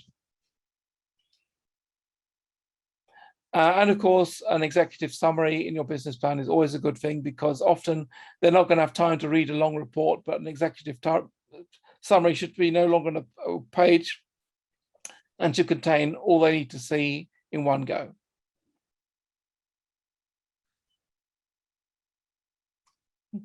The LLC or other documents that establish your structure, if you have them, or revocable trust documents, will be made available at the appointment to temporary use as your structure to receive the funds. There are no requirements from the Alliance for you to have a trust. Some closing thoughts on the second to last slide. Once you have gone through the quests and the bullet points, there is very little for you to explain. The QFS agent will probably not want to read through pages of information. They will only scan to see what you are presenting. Have it available to read if they want. Understand that the way you organize your request will be a show of your intent. Be positive and respectful, but expect your requests to be fulfilled. Have some questions written down about how to interface with the QFS to start new accounts and transfer or access your funds. The QFS agent should give you a website address where it will explain the QFS and how to use it in support of your projects. So put some extra sheets of paper in your binder to take notes. And finally, some additional comments. This presentation is based on the information found on qfs2020.com. So please refer there for additional details. They have a lot of good information on that website. Be confident and show enthusiasm for your project. Show them that you are capable and willing to fulfill your project. When preparing your business plan, keep it down to a few pages, no more than 10. Use bullet points and images to explain each point. And I use pixabay.com as a good source of free images which you can use. If you are required to sign an NDA, keep to it. Breaching in the NDA can result in you losing your funds. Once you have your funds, buy enough food and supplies for a year. As regards to the NDA, I've said this before, and I'll say it again, take it seriously. If they say you can't tell anyone, that could also include your spouse. If that is the case, you can say, I've got enough funds, but don't say, oh, I've got 30 million because I had $100 trillion SIM note or something like that. Just say, because they're obviously going to see that you're buying things, that you've got money to buy things and things. Just say you got some money for your project and you're making it work, and that's why you are able to do all these things. I think these NDAs have like a 90-day limit, so after the 90 days you can then explain what's happened. But check before you start telling them. The worst that can happen to you is that you tell your spouse, oh, I got X million dollars in the bank, and they go around telling all their friends, oh, my husband or my wife got all this money, and now because that's going to cause a lot of jealousy and problems with neighbors and friends, who then will start coming and begging you for money or all kinds of things, and that's not a situation you want to be in. So explain that your business is running, but don't tell them how much. Exactly. All right. So with that, I will stop the share. So now let's get into the Q&A. I know y'all have been patiently waiting here. We'll go with Cole Kane first. Cole, go ahead.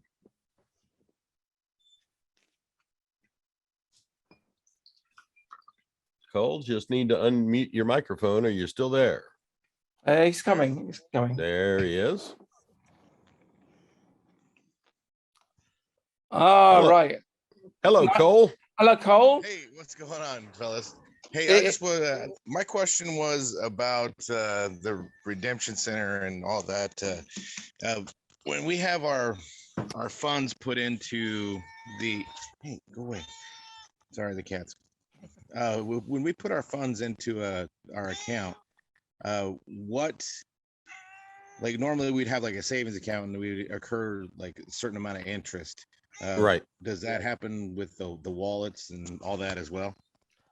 It will be totally separate from it and be on the QFS system versus your normal banking system. I'm not quite sure that's right, because there will still be interfaces with your existing bank accounts, and you should be able to move your money into a bank account if you want to.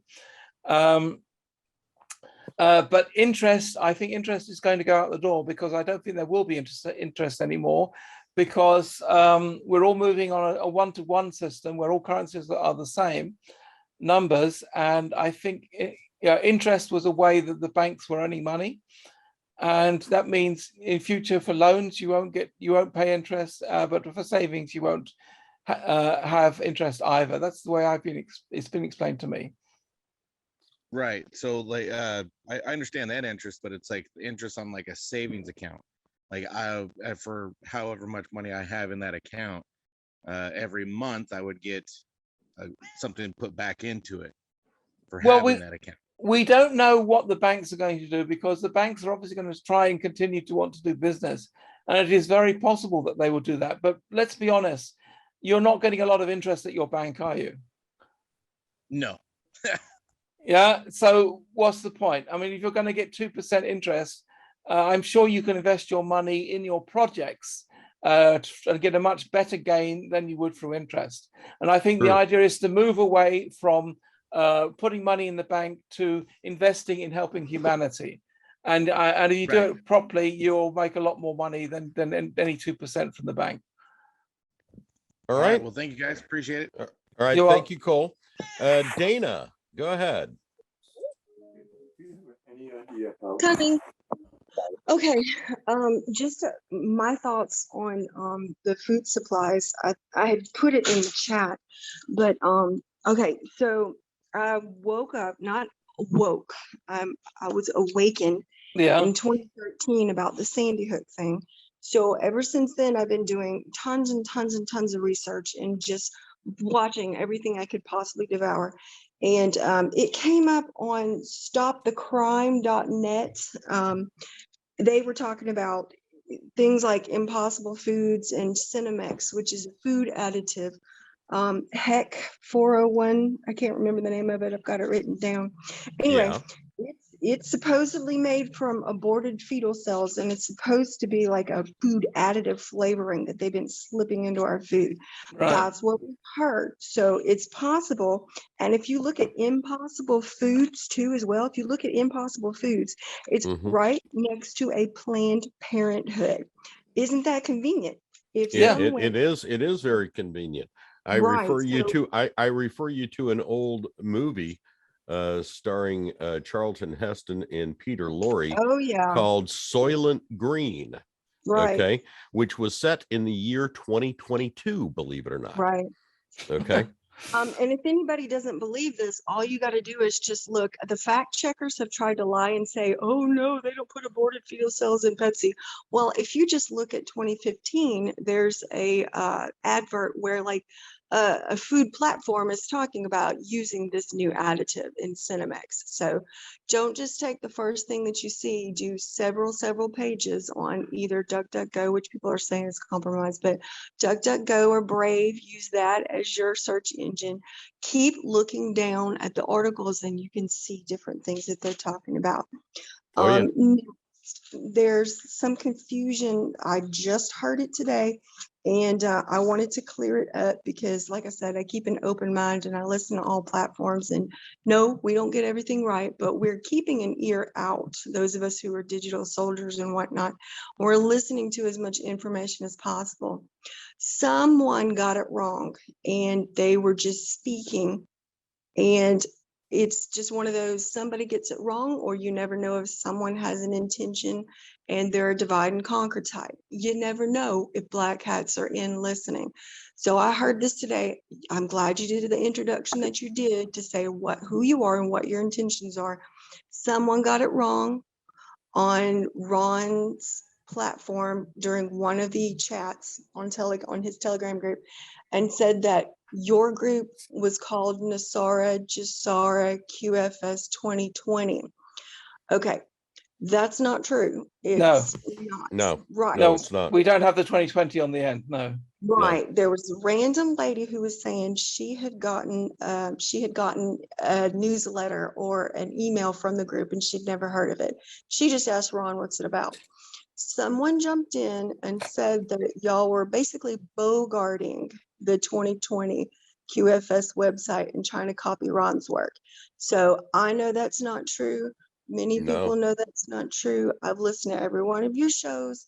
That person who said whatever they said on the crypto thing that Ron said on one of his teachings, they got it wrong. So that's all there is to it. Ron was like, are they trying to bogart? I don't know. But to be fair, I did present in my part of the presentation information which did come from QFS 2020. But that I think is about the only thing we've ever presented from their website. No, that person was trying to say y'all were bogarting Ron's stuff, and that's not true. No, not at all. Not at all. I just wanted to clarify that. Ron's got a great site, but it's just one of many websites we look at. Yeah, exactly. Right. All right. Thank you, Dayna. Appreciate it. Yeah, thank you. That was interesting information. All right. Julie in Munich, Germany. Yeah. Hello, Julie. Hallo, nach München. Vielen Dank, dass du gekommen bist. Ja. That was it written in German. Hi nach Köln. Ja, genau. Vielen Dank. I have two statements I want to make, and I have one question. So I'll start with the question, because after Charlie's call, I'm more confused than ever. Yeah. I thought I had everything sorted out with RV, redemption, NESARA-GESARA, and now I'm totally confused. What is what? So the redemption, if I'm correct, the redemption is what we're waiting for to exchange our dinar and zems, right? Yes, that's right. We're going to do these currency Oh, redemption, and that the okay. currencies are And then renewed. right, and the RV is the NESARA-GESARA part. The RV means the revaluation of the currencies. Right, which will be But where announced to does the that general. belong to? All right, so I think we're confusing two different things here. All right, one is the redemption portion of it for the bondholders and for the people who are in the know with the Zim, the Dong, the DNR, and whatever that want to do humanitarian projects. Then there is the revaluation that is going to be announced to the general public. Okay, so you have to separate those that's two. the tier 5.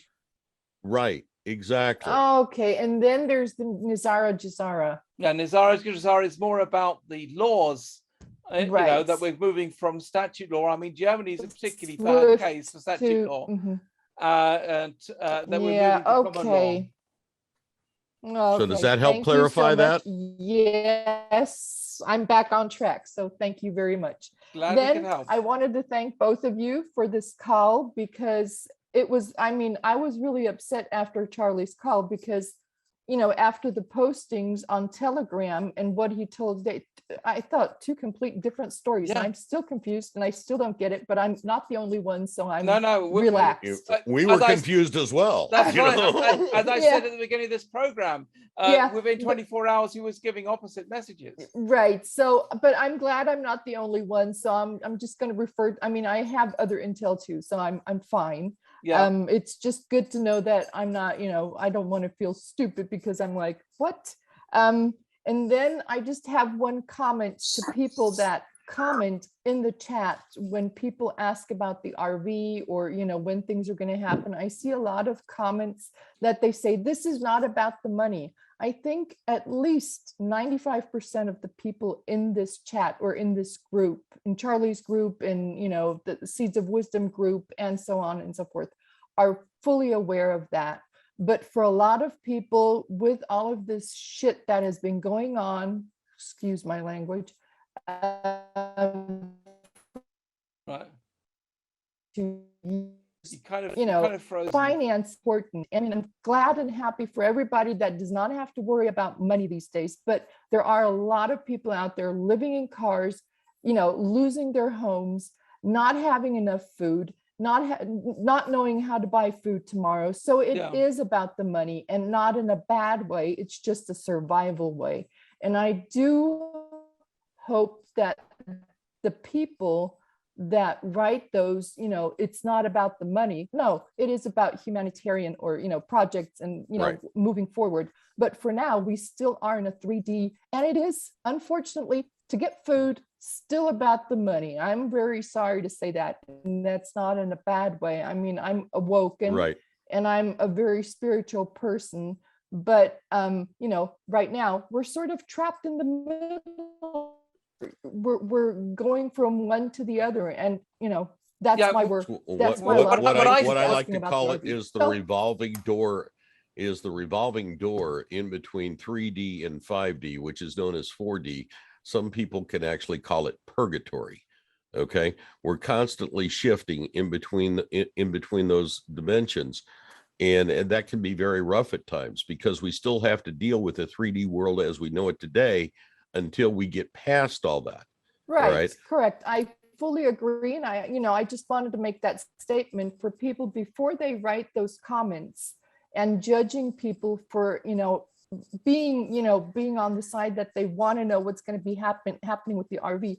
I'm spiritual. I ask God a lot of things, but for the past 1.5 years, I've been doing a lot of fasting. I can tell you that. I mean, I'm an expert on fasting because, of all of this stuff that has been happening, I'm, sort of trapped in there. And I've been talking to God. I don't get the answers. Maybe Charlie has a better connection to God. I don't know. but everybody that's not, you know, I'm happy for everybody that does not have financial issues and, you know, still has their job, still getting payments, can pay their bills. I'm really grateful for all of you and wish you all the very best. And I hope that it stays that way.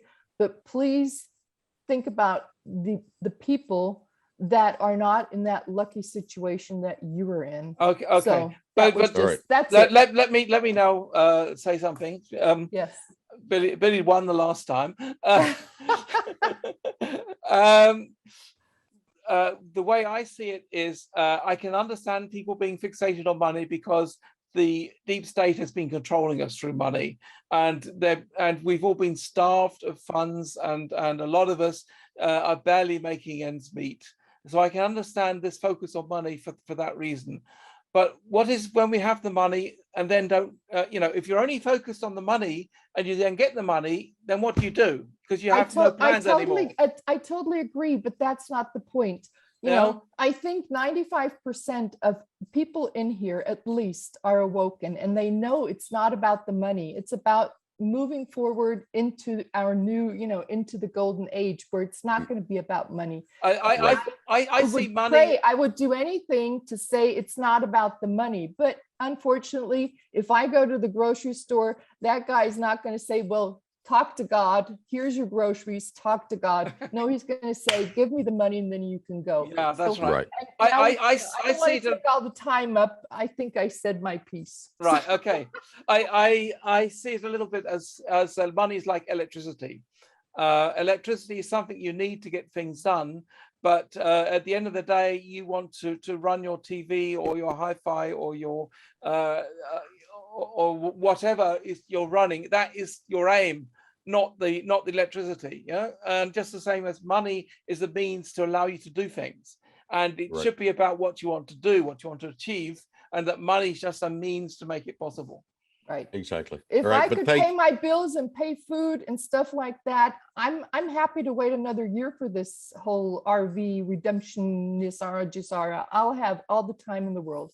For now, I'm a little bit desperate, just like many others, I guess. Well, yeah. All right. I don't think it's long. Thank you for letting me talk. All right. Thank you, Julia. Appreciate it. God bless. Kristin, go ahead and unmute, dear. Christine. Can you hear me? Yeah, yes, dear. We can. Christine. Okay. Christine is the name of my mother-in-law. So great name. I have a question about once we get these 1-800 numbers. I've heard so many different things, as have we all. It sounded to me like, let's just hypothetically say we didn't hear about July on Charlie's call today. Right. Mm-hmm. I'm under the impression once you make your appointment, you know, it might not be for another 10 or 15 days. Now I'm hearing that we would have to have the appointment complete by May 5th. Did you guys pick up on that, or am I misunderstanding? Yeah, there was something with May 5th. Well, but May 5th was like something great is going to happen on that day, without actually saying what is going to happen. We have two sides. The one story is basically saying we have from now until May the 1st, or so let's say May the 2nd, when the banks open, to handle the exchanges at the contract rates. And after that, if the exchanges are on the standard rates. Now, I would say it's possible that we have these days to arrange an appointment, and the actual appointment may be later, but that within that period we have called and said, I want an appointment and arrange a date, because I don't think they're going to be able to see us all in that short period. I didn't think so either. And I'm actually going out of town tomorrow, and I'm thinking, do I bring all this, you know, Dong and Dinar and Zim with me? And I really don't want to. So, well, that would be a risk that you would have to think, because if it is what we're hearing that we have to exchange by May the 1st, then you should have the money with you so that you could go to wherever you are locally and exchange it there. You'd be really angry if you're missing out on the contract rate just because you don't have the funds with you. Right. So I would go, you know, I try and play it safe there and at least have the funds with me. Okay. Okay. Thanks so much. Right. Thank you, Kristin. Appreciate it. Bonnie. Hi. I think most of my questions have been answered, but it did talk about authentication of our money. Is just our receipt for purchasing it enough?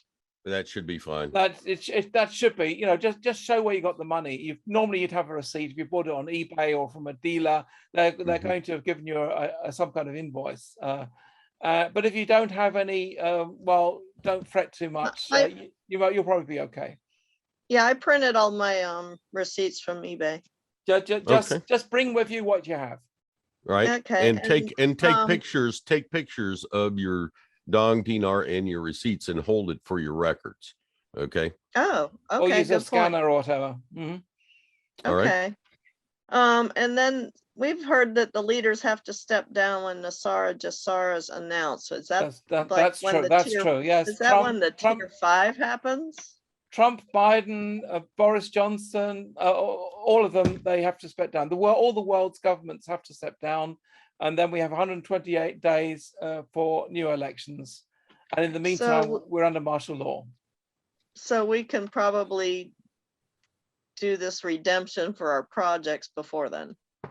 Hopefully. Yes. That's right. Okay. Okay. I hope so. I'm desperate for money too. And I want to help the other people that are desperate. We all are. We all need money. I need money too. Billy needs money. We all need money. All right. Okay. Thank you. Thank you, Bonnie. All right. So moving on, Linda Schmidt. Hello, Linda.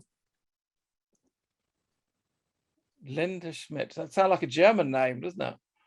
Schmidt is predominantly a German name. That's Linda, right, are you there? Just got to unmute your microphone. I think we got a black cat in the coal mine situation. Yeah, exactly. All right. We'll come back to Linda. Oh, no, there I am. Oh, wait, there you are. There you are. Yeah. I'm from Arizona. Right. So in the little video that you played earlier, what is meant by NDA exclusion list? NDA means non-disclosure agreement. That basically means that when you make an exchange, they're going to give you maybe a personal exchange rate, which could be different from your neighbor's exchange rate. And under the NDA, you have to agree not to tell anybody what was agreed at that meeting, and you have to keep to that. For what she's talking about is the exclusion list, which would, that would be a list of people that you would be able to talk to. That's right. Okay. So maybe people you're working with on this project, who like co-leaders on the project, you could put those on the exclusion list so you're allowed to talk with them about like your spouse. Okay. Possibly your spouse. The spouses can be dangerous because spouses can have loose lips. Yeah. Oh, well, I don't think mine would be, but that's okay. Then another one was immediate needs list. Is that for like the personal side or the project side? It can be both. But for your personal side, you'll be going, assuming you have $100 trillion Zim note. Yes, you do. Okay. So you'll get $30 million of that. That will handle all your personal side. So the immediate needs will be for your project, because when you're starting a project, you're going to have startup costs. You may need to buy buildings, equipment, vehicles, staff. You're going to need certain costs to start it all up. And those are going to be your immediate needs, which you need to get the things rolling. After that, you're going to have running costs, which are going to be less. But at the beginning, you're going to have immediate needs. Okay. Okay. Thank you. You're welcome. All right. Thank you, Linda. All right. Gillian. Hello, and thank you very much for this extra meeting today.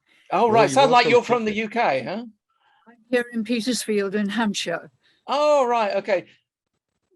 I'm wondering how we're going to be told about our meetings. Right. Let me answer that very simply. Keep following our channels. As soon we are following the information very closely, and as soon as we hear that you can make appointments, we are going to tell everybody. Now, what we're expecting is there are going to be 0800 numbers which you can call to make an appointment, and alternatively websites where you can just log in and make an appointment online.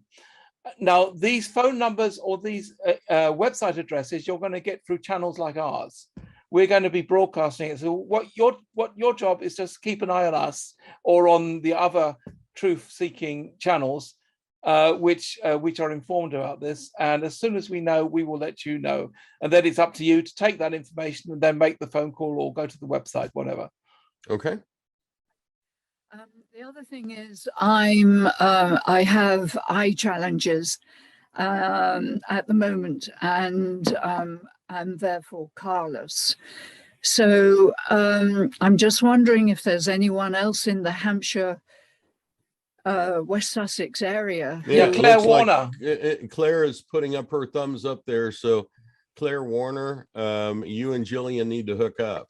Okay. Yeah, I'm just to say I'm half an hour away. I'm in Alresford. I've just Well, Alresford.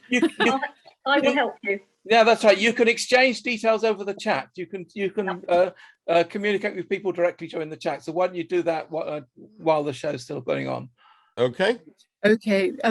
Claire, will you send me details? Because yeah, she's got a thumbs up. She'll do that. That's excellent. Thank you very much, everybody. There you go. Right. We're here to help people. That's right. That's what our community is all about, getting people together and doing things. All right, Tamera. Hi, how are you? Hi, Tamera. Hi, I wanted to say thank you for this extra show. Thank you for always putting in the effort to kind of get the news out to us. Yeah, thank where you are you? Very much. Staines. In Staines? Yeah. Staines upon Thames? No, Staines, UK. Yeah, that's right. Yeah, Staines upon Thames is part of London. Yes, yes, it is. Yeah, yes, it is. I know it. I have relations there. Yeah, towards Feltham. Yeah, okay. Yes, cool. Okay, so what I wanted to ask is, I've heard about the trust. Is it very important for us to have one before we go for these meetings? It's not. You don't need it. Not necessary. Okay, it's just a preparation thing if you want to, get everything moving forward to begin with. Yeah, but the thing is, a trust which you set up now could be banking based, and that is according to statute law, and we're moving into common law. So a trust you set up now may not actually be the right kind of trust. Right. We've been specifically told you do not need a trust when you go to the meeting. Right. You don't specifically need it, but if you want to set one up, okay. The paperwork in the documents that is there. Okay, what the instructions are is don't sign anything yet. Don't get it notarized or anything yet. Okay, wait until your appointment to get it notarized, because they'll have a notary there in order to do it, and they will help you set up your trust. But all you're doing is just doing the preliminary paperwork in order to set up the trust. So, I can show you real quick. Okay. The way this all works. All right. Give me just a second here. So what you're looking at here is my declaration of trust. Okay. This is the name of my trust. All right. And it's a revocable trust. That means you want to make it revocable because you want to be able to change it in the future. Okay. And it goes through the different things that you would need to have. And there are instructions on the documents thing that I on the Telegram channel that I posted, okay, of who should be a trust or grantor. In this case, a trustee is me, okay, and in case of my incapacity, my sister, all right. But then you can also put in other names, all right, in here. But a revocable trust would allow you to add those names at a later time, where an irrevocable trust will not. Okay. Okay. Does that make sense? Yes, it does. It does. It does. Will we be able to get some sort of draft copy, maybe on the forum or something? We will post as much stuff on the forum as we possibly can to keep you informed, documents and things of that nature. That's right. Yeah. So we're trying to make the information available. So, because at the end of the day, we're all in this together. We all want to succeed, and the more we can help each other as a community, the better. Right. Okay. And so the paperwork that I just showed you can be used for either what the current laws that we have right now, or for the common law. Okay. Oh, that's amazing. All right. So that's it can work both ways. All right. It's just an augmentation of what they do at the redemption process. Okay. Yes, yes. Does that make sense? Quite useful. Yes, it does make sense, and I think it'll be useful. Thank you so much for showing that to us, and quite useful for us to have it. All right. Thank you, Tamera. Thank you. Bye. Thank you. All right, Rich. Yeah. How you doing, Rich? Okay. Yeah. This is the first guy who doesn't need the funds because he's already rich. Yeah, exactly. Yeah, I am rich. Okay. So what have you got for us today? So 2 questions. To what degree, from 0 to 100%, would you say the on that movie, how accurate that is as far as what would happen? Is it 100% or somewhere in between 0 to? I'd say, given all of the information, it's all speculative at this point, unless we're getting it directly from the source. All right. These are things that have been put together in order to help you prepare. All right. It may not be exactly the way it goes. All right. It's just some scenarios that you may go through. Okay. Okay. Yeah. Does that make sense? Yeah, I understand what you're saying. Is there a way that they can come to you rather than you go over there if there's an issue, if there's a reason why you can't get there? I wouldn't have thought so, because they only allocate a certain amount of minutes per person. So it will be difficult for them to come to you because they would lose so much time, which they don't have a great deal of. So is there some reason you can't get there? Is it some health reason? Let's say a medical issue. Can you have a proxy, someone to go there on your behalf? No. All right. I would have to pose that question whenever you make the appointment. That's right. Yes. When you when you call to make the appointment, make them aware of this and see what they can do. I'm sure they'll find some solution. All right. Okay. Thank you. All right. Thank you, Rich. Claire. Okay. Hi, everybody. Just going back to this July thing, the way I heard it when Charlie was talking was that he mentioned Santander and said that they had been told to expect the RV in July and to change their hours Monday to Friday to close at 3 and 12 p.m. on a Saturday, and that they would be taking appointments. Now, I don't know whether he said in the time that they're closed they would be taking appointments, or if it's during those hours. And then he said, and Lloyd's have been told the same. Yes. Right. So was that for Santander customers like myself, or? We don't know if he was speaking about the redemption center appointments or for the general populace. Yeah. Okay. There is a difference in between the people who are going to be making their redemption process go, and then when it becomes worldwide known, that is for the general public. So I was kind of confused whether he was talking about the redemption process for us or for the general public. Yeah, me too. But okay, that's great. And is it right that I can still donate rather than run a project myself? Yes, you'll be able to do that. There will definitely be opportunities at the Redemption Center where you can say, I would like to donate it, and they will have a list of projects which you can donate to, and you can choose one which is of your liking. Okay, right. So it wouldn't do any harm to have some notes about what I'd like to donate to. No, absolutely. Prepare as well as you can. All right, that's wonderful. Thanks very much, guys. All right, thank you, Claire. Thomas Elliott. First of all, Julie has some great comments. So thanks, Julie, for saying that, because she said something that lots of us were feeling. There's one redemption, revaluation, NESARA-GESARA. So the 3 separate subjects. Do they have 3 separate timelines? Good question. Yeah, I say we don't really know I say there are certainly different timelines, but as far as I know, they're coming together. But I don't know how to answer that one. Okay.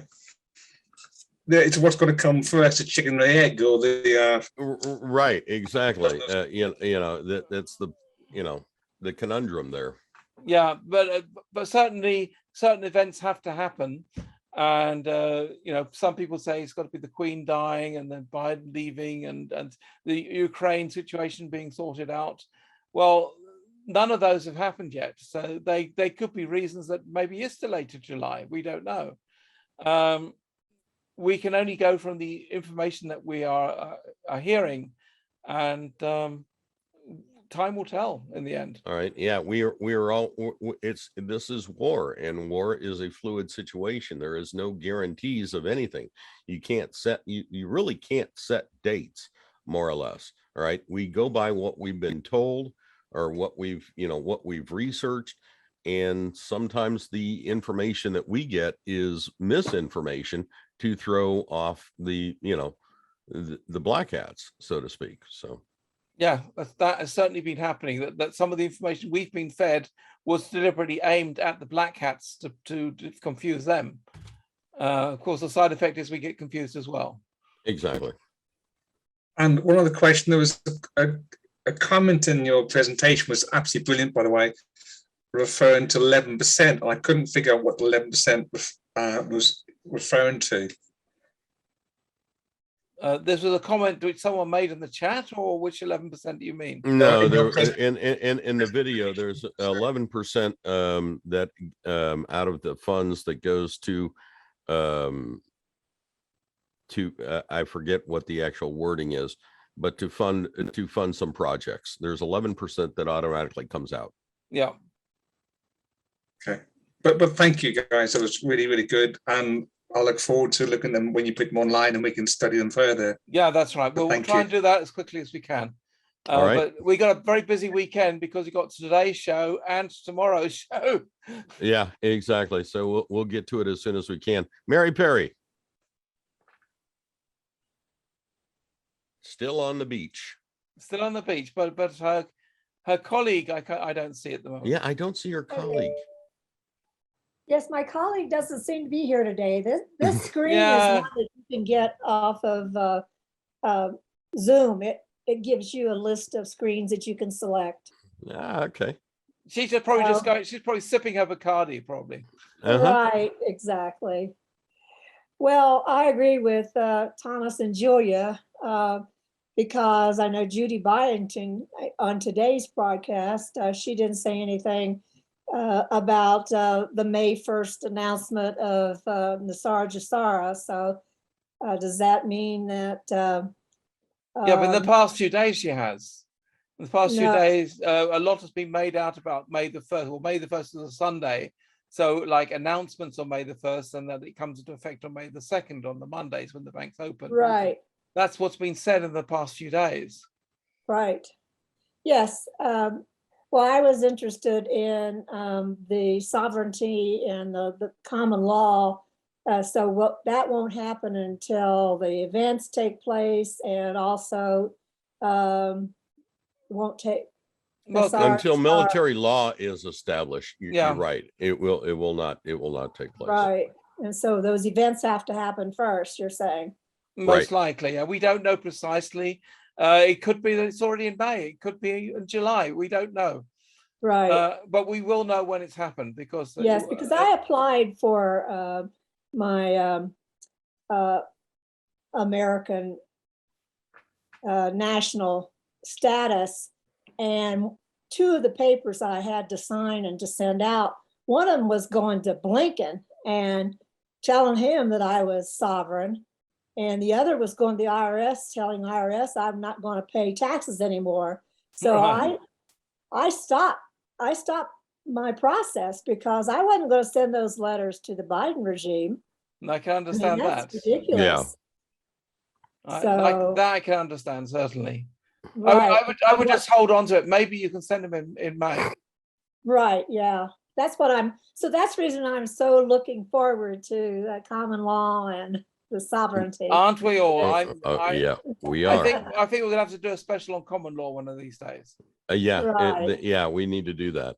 All right, Yeah. but thank you, Mary. Thank you. All right, Mike Hayden. Hi, Billy. Really thanks for this Zoom. Very informative for those of us who who are truly frustrated after all these years. Yeah, I can imagine. Thank you. I can imagine that. Yes. As Thomas Elliott's mentioned, I was a bit confused with the 11%. I was under the impression that it was 80% for projects and 10% for us. This is something they said in the past, but they've kind of gone off that message in recent times. In recent times, they've been saying you have $100 trillion Zim note, you get 30 million for your own personal use, and everything above that is exclusively for use for your project. And that's variable depending on how much your project needs. Yeah. Okay. So it's a lump sum 30 million for each 100 trillion, and then the rest is. Yeah. So it's not percentages; it's an amount. Yeah. Yeah, that's right. But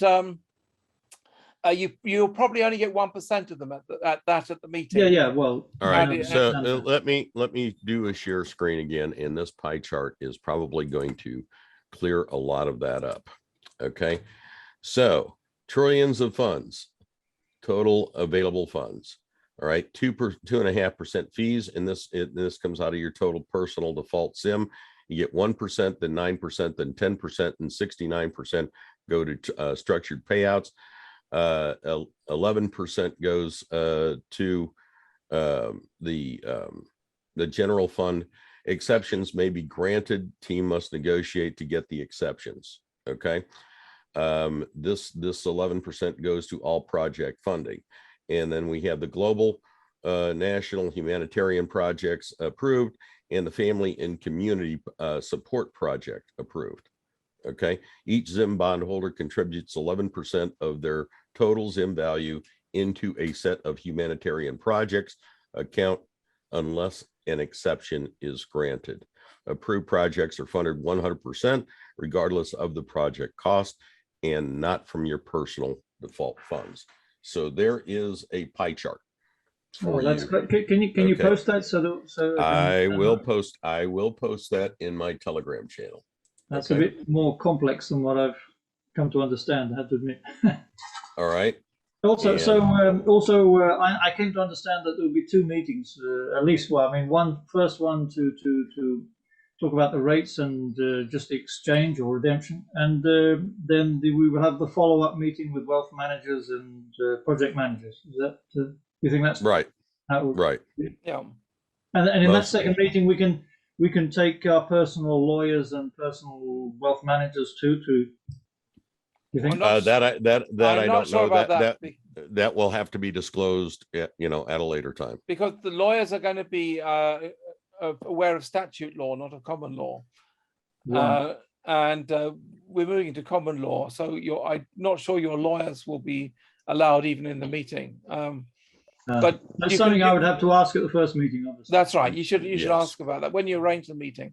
But good question. Good question, though, Mike. I mean, I just like to know someone, a friend with me that knows exactly what all the legal jargon would be, even though it's perhaps different from maritime law. Well, yeah, we're used to maritime law where the legal jargon is incredibly complex and you need a lawyer to work it out. Under common law, the laws are very much simpler. It's basically do no harm and be honourable in your dealings, and you don't have all the sort of backhanding or junk which you get from statute law because we're moving to common law. Yeah, but like for my project, and I've got them down for the NDA exemption. I have I've got a lawyer friend and a wealth manager friend, who perhaps I would love them to work with me on the project. Oh, sure. Make them part of your project. And then you can set up a salary for them and get that. Exactly. Humanitarian projects. Those two and many others. I've got a whole list of people who will be involved in the project, but not all of them will be on the exemption of the MDA. But at least the lawyer and the wealth manager and those who will be dealing with the money side of things will need to be on the NDA, you know, exemption. All right. list. All right. But thank you, Mike. Okay. Appreciate it. Thank you. Appreciate you all too. Yeah, right. Jim Dixon. Yes, hello from Ohio here. Thank you for the extra program you have today. One of the questions was 11% that got answered. And then I noticed in the video, it was saying that if you have cash on hand to take it with you to exchange that, was that correct? And I presume You know, as far as any cash is concerned, yeah, go ahead and take it with you. But I wouldn't clear out your bank account and take all your cash, because that's going to automatically be converted. With cash, I understand more dinar, zims, dongs, bolivar, that kind of cash, yeah, or unusual currency. All right. Thank you very much. All right. Thank you, Jim. Patricia. Hello. Thanks you for the program. Peter, I have a question for you because I did thoroughly look to your presentation that you posted last time because I've made screenshots. Right. And I did actually prepare all my presentation. And I have a question. I picked that you actually announced a rate that could go up to 24.46 for the donks. And I was wondering if it's a typo with the comma, because all I've heard so far was 2.3 the most. With dong you're talking about? Yes. Yeah, dong would be in the 2 something range. Oh so, yeah, then there is a comma that is a mistake. I think he missed a decimal point there. It's possible. It was possible there's a typo there. Okay, thank you for the confirmation. Is there a website where we can figure out where they would have some already trained common law lawyers? Commonlawcourts.com. Commonlawcourt.com. That's right. They have trained common law court lawyers. Okay. Last, but don't take my word for it. But I also listened to the Santander story from Charlie, and obviously I'm not gonna put any doubt of what he said, but he just said he heard it from someone else. Yeah. And my mom lives in Gran Canaria, and my dad just passed earlier this year. Right. Oh. He had a nightmare for weeks to get the simplest things done by Santander agent. So I don't know, maybe that person that has been consulting there, I don't know if the agent that she got the information from was maybe a very reliable person, because I heard that at least in Gran Canaria, they have a lot of trouble to get the simplest things done. So yeah, that could be. The lady who said she's also at Santander, maybe not to worry too much about it, because I heard that it's being very difficult to deal with them. Unfortunately, we all have to make sure that the information is correct. It's not very easy with Santander. Yeah. At least. Yes, I know. It's interesting. A friend of mine had an account with Santander, and he was very interested in common law, and he was in debt with them. I mean, I don't know this guy too well, but he lives like 50 kilometers from where I live, and he had and he got into trouble with them. He couldn't pay back the debt, and what he did is he used common law to get out of debt. What they did, they were sending him sort of final demands, and he wrote them a letter, and I thought this was clever. He wrote on it, he wrote in capital letters, Mr. Joe Bloggs is dead. Or no, more than that, he said, the person, Mr. Joe Bloggs, is dead, which is a correct statement, because the legal person is a statute law entity for what is it, the legal entity in legalese. Yeah, we're using their language. We are determined to be dead people. In other words, right. Whenever we're born and we're given a birth certificate, we're actually considered dead at sea. And that's right. So all he was doing was saying, because he wrote it in all capitals, which is typical of this language. And he just wrote, the person, Mr. Joe Bloggs, is dead. Sorry. Huh? That's all he wrote. And they left him alone. I thought this is because I told my mom, stop asking question to this agent, just actually simply, call the hotline. But she said it takes them days and days to get the simplest thing, like just a simple card or a simple piece of paper for the lawyer just to acknowledge that the account should be switched to her name. Yeah. So I know that they're not that very easy. Oh yeah, most definitely. Thank you, guys. All right, thank you, welcome. Patricia. Appreciate it. All right, Carlos. Carlos, are you there? Carlos. Oh, there's a Carlos. All right. Hi there. With the headphones outside. Yep. Yeah. How's it going, gents? Thanks for all the stuff you're doing. Where are you, Carlos? Down in Dorset. In Dorset, yeah. You So look I'm not like Italian. the UK. Yeah, just one question was, I've got a limited company, VAT registered, but if this did go ahead, would I run it through that or would I run it as a charity? I didn't quite catch that. There was a little bit of noise. You have something which is VAT registered. Yeah, so I've got a limited company which is VAT registered. Right. Okay. Would I run it through that, or would I run it as or set up a new charity? Well, a VAT registered company is a statute law entity. It's not a common law entity. So you might want to start up a common law company, and commonlawcourt.com will help you with that. Or look at a charity. But what I would do is I would discuss this at the Redemption Center, because they will be able to advise you better, because they know the laws that are coming better than we do. Okay. Thank you so much. Cheers. Take care. You're All welcome. right. Thank you, Carlos. Derek. Hey, guys. Hi, Derek. Hey, I think Mike answered part of my question, but at the appointment, as far as a wealth manager, is that something that we set up with them, or is that something we set up ourselves? I would wait until you've been to the appointment, because they will have wealth managers there who can advise you on this. Don't do it beforehand. You may have someone in mind, but discuss it with the people at your appointment, and then they will advise you. Right. I mean, you may have a trusted advisor that you have, but I would ask at the appointment. Good idea. All right. Thanks.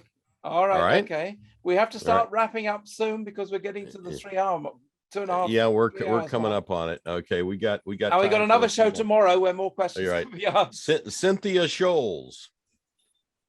You're welcome. I just have a quick question. Do you know the best way that I could distribute some of my personal funds when I receive them anonymously to family and friends? Anonymously to family and friends. Get some cash out of the bag and put it in an envelope. Get some cash out. Cash. There's still cash card, available. Get some cash, put it from a machine, and put it in an envelope, and make sure it gets delivered to the right address. Yeah, that's pretty anonymous as far as I know. That is pretty anonymous. Right. All right. Or Okay. if they have gift cards in the future, just buy a get a prepaid card and put it on there, and just leave it at their front door with a note. Or if it's digital, find someone who who you trust, who will transfer the money to them and will keep quiet as to where it's come from. Mm-hmm. Okay. Exactly. All right. Thank Okay. you. You're All right, welcome. Thanks. All right, Kathleen. Hi, how are you guys today? We're great, and you too, I hope. Just trying to work out what's written behind you, huh? Something to do with degenerative disease. Change your water, change your life, Cog and Water. Right, okay. High alkaline water, yes. That's just to cover what's behind it. But I do drink Cog and Water, and that's all I drink. Even though I'm on a well, that's all I drink, because 1942 or 1922, I think it was, they proved that disease cannot live in a high alkaline environment. And he won the Nobel Prize for that, but they want to keep it a secret from us, right? I know that. I know that from my my microscope business. Yeah. So my situation.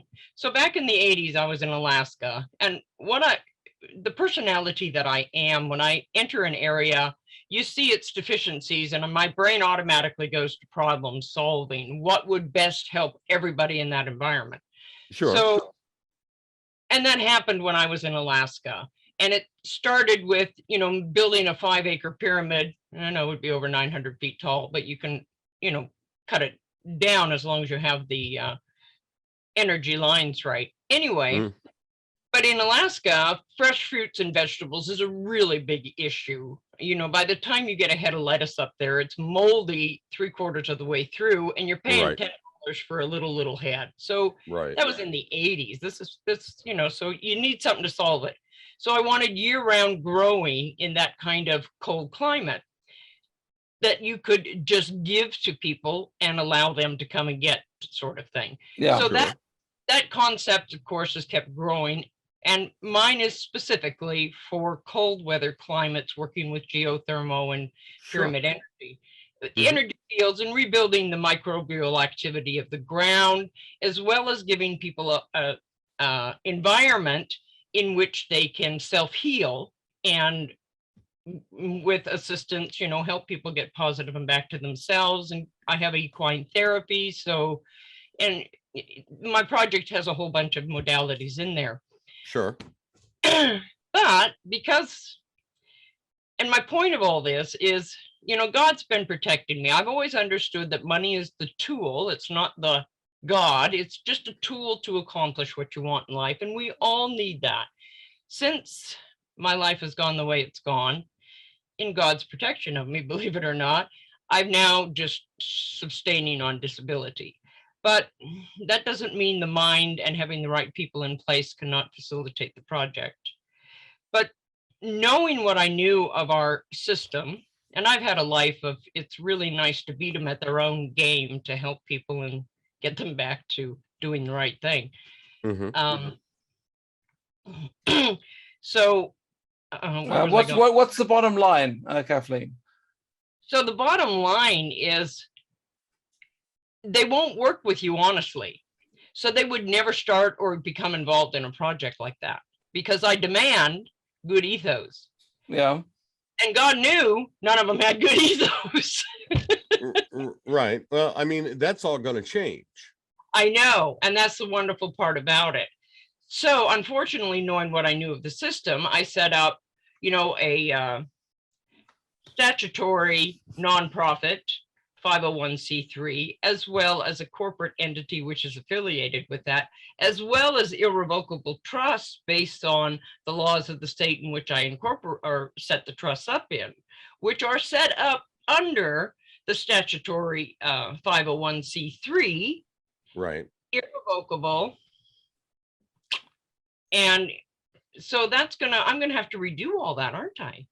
Well, the irrevocable trust you can't augment, okay, in any way, shape, or form.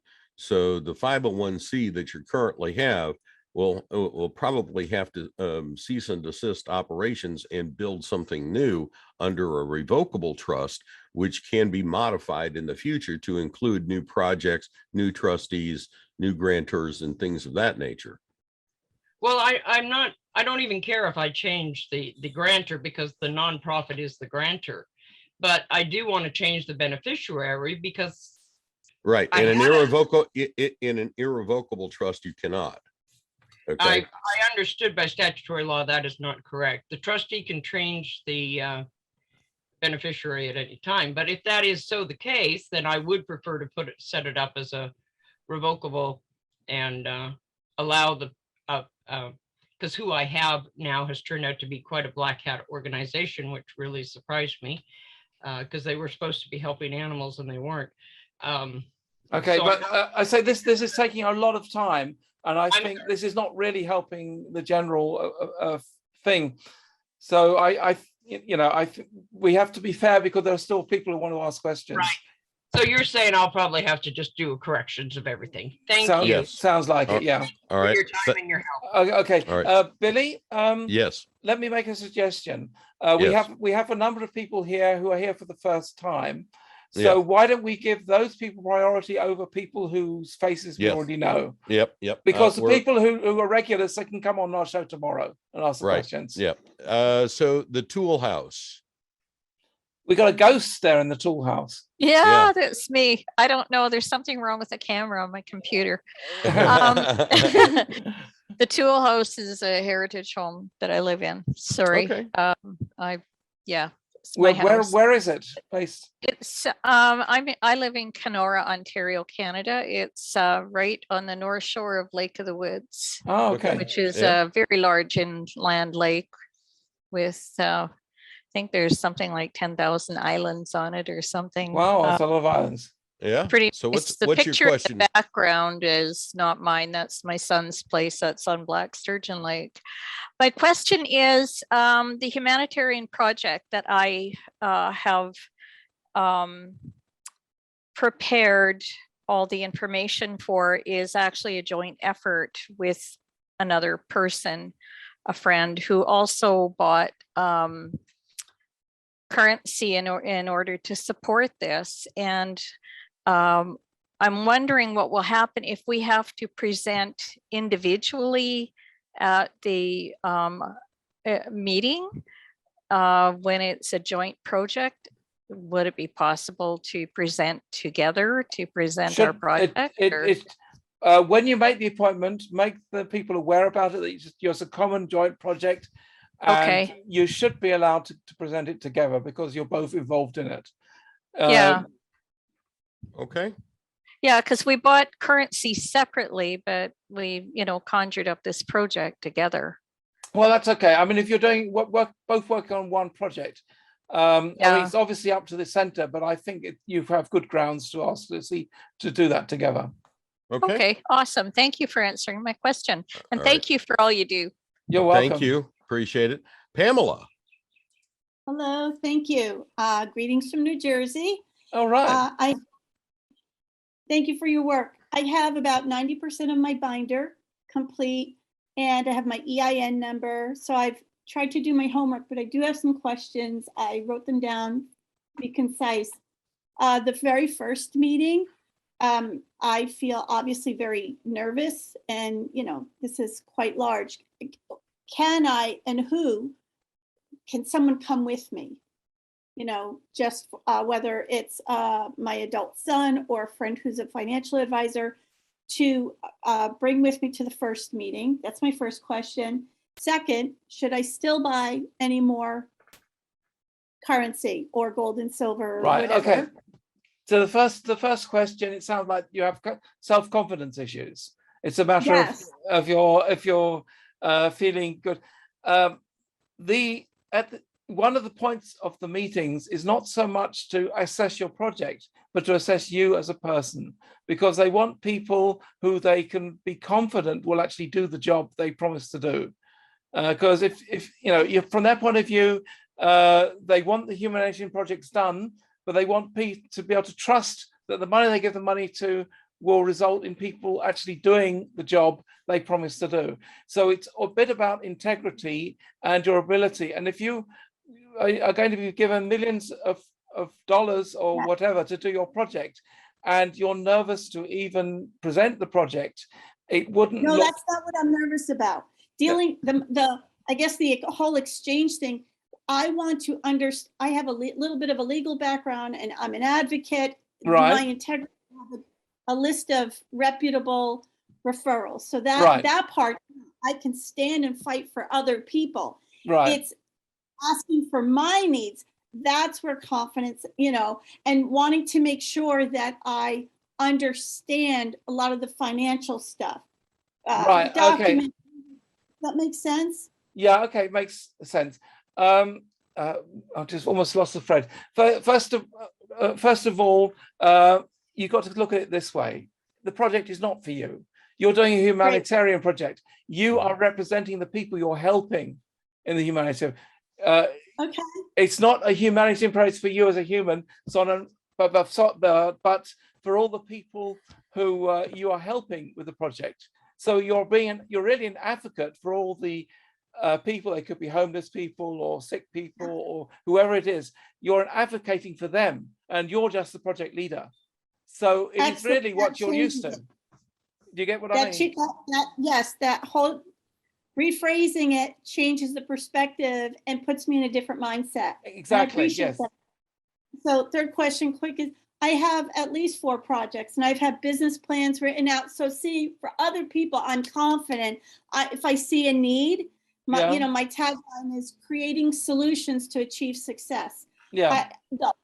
But to come in with the needs list, how do I know? I'm not a contractor, and if we're supposed to be careful on who we speak to create an accurate financial list. I'm going to need X amount for construction, X amount for real estate, X amount for, you know. That's what the business plan's all about. You put that in your business plan, all the numbers. Work out what you need and exaggerate it a bit. Think big. Okay, I've got big projects. Good. Yes. All right. Does that answer your question? Yeah, yes, because I always want to be accurate. And the last question is, would you suggest if I could purchase anything more at this point, should I? Go ahead, buy it. If they're still shipping it, sure, why not? Only yesterday, I ordered some more money for a friend of mine. Who do you recommend? Last question, and I'll let other people go. I have a friend of mine who just heard about it, and he said, "Oh, can I still do this?" And I recommended he get some dong. So he got 500,000 dong. Cost him about $60, and that will be worth about $1 million. Yes. Okay. All right. All right. Thank you, Pamela. Unfortunately, folks, we've run out of time here. We've reached the 3-hour mark, and we're going to have to cut it here because otherwise we'll. Billy, let me remind you of something. Yes. We started at 1:30, didn't we?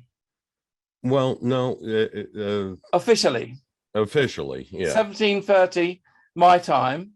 Mm-hmm. That means we're at 2.5 hours. But all the same, we did actually start earlier because so we're actually, according to my clock, we're at 2 hours 50 minutes. So yes, we are close to 3 hours. All right. But anyway, we're going to have to call it a day here, folks. That's right. I can just see that my brother has joined the club. And it's actually my brother who's making the noise in the background. Oh, is that who it is? Ray Walker, yes. Thank you, Ray. Appreciate it. We were talking about him earlier, yeah. They're applauding. Okay. All right. But anyway, we thank you for showing up here today. We will have another show tomorrow. Same bat time, same bat channel. Okay. Actually, the time is different. We were earlier today than normal. Oh, that's right. That's right. We're noon tomorrow. We're noon tomorrow. Noon your time. 7 p.m. your time. 7 p.m. my time, but we always give all the times a bit. All right. But thank you all. Wave goodbye. Bye-bye. We'll see you tomorrow. Bye. Thank you. Guys, thank you. Bye. Bye. See you tomorrow. See you tomorrow. Bye-bye. Bye-bye, everybody. Makeup game, 5:30.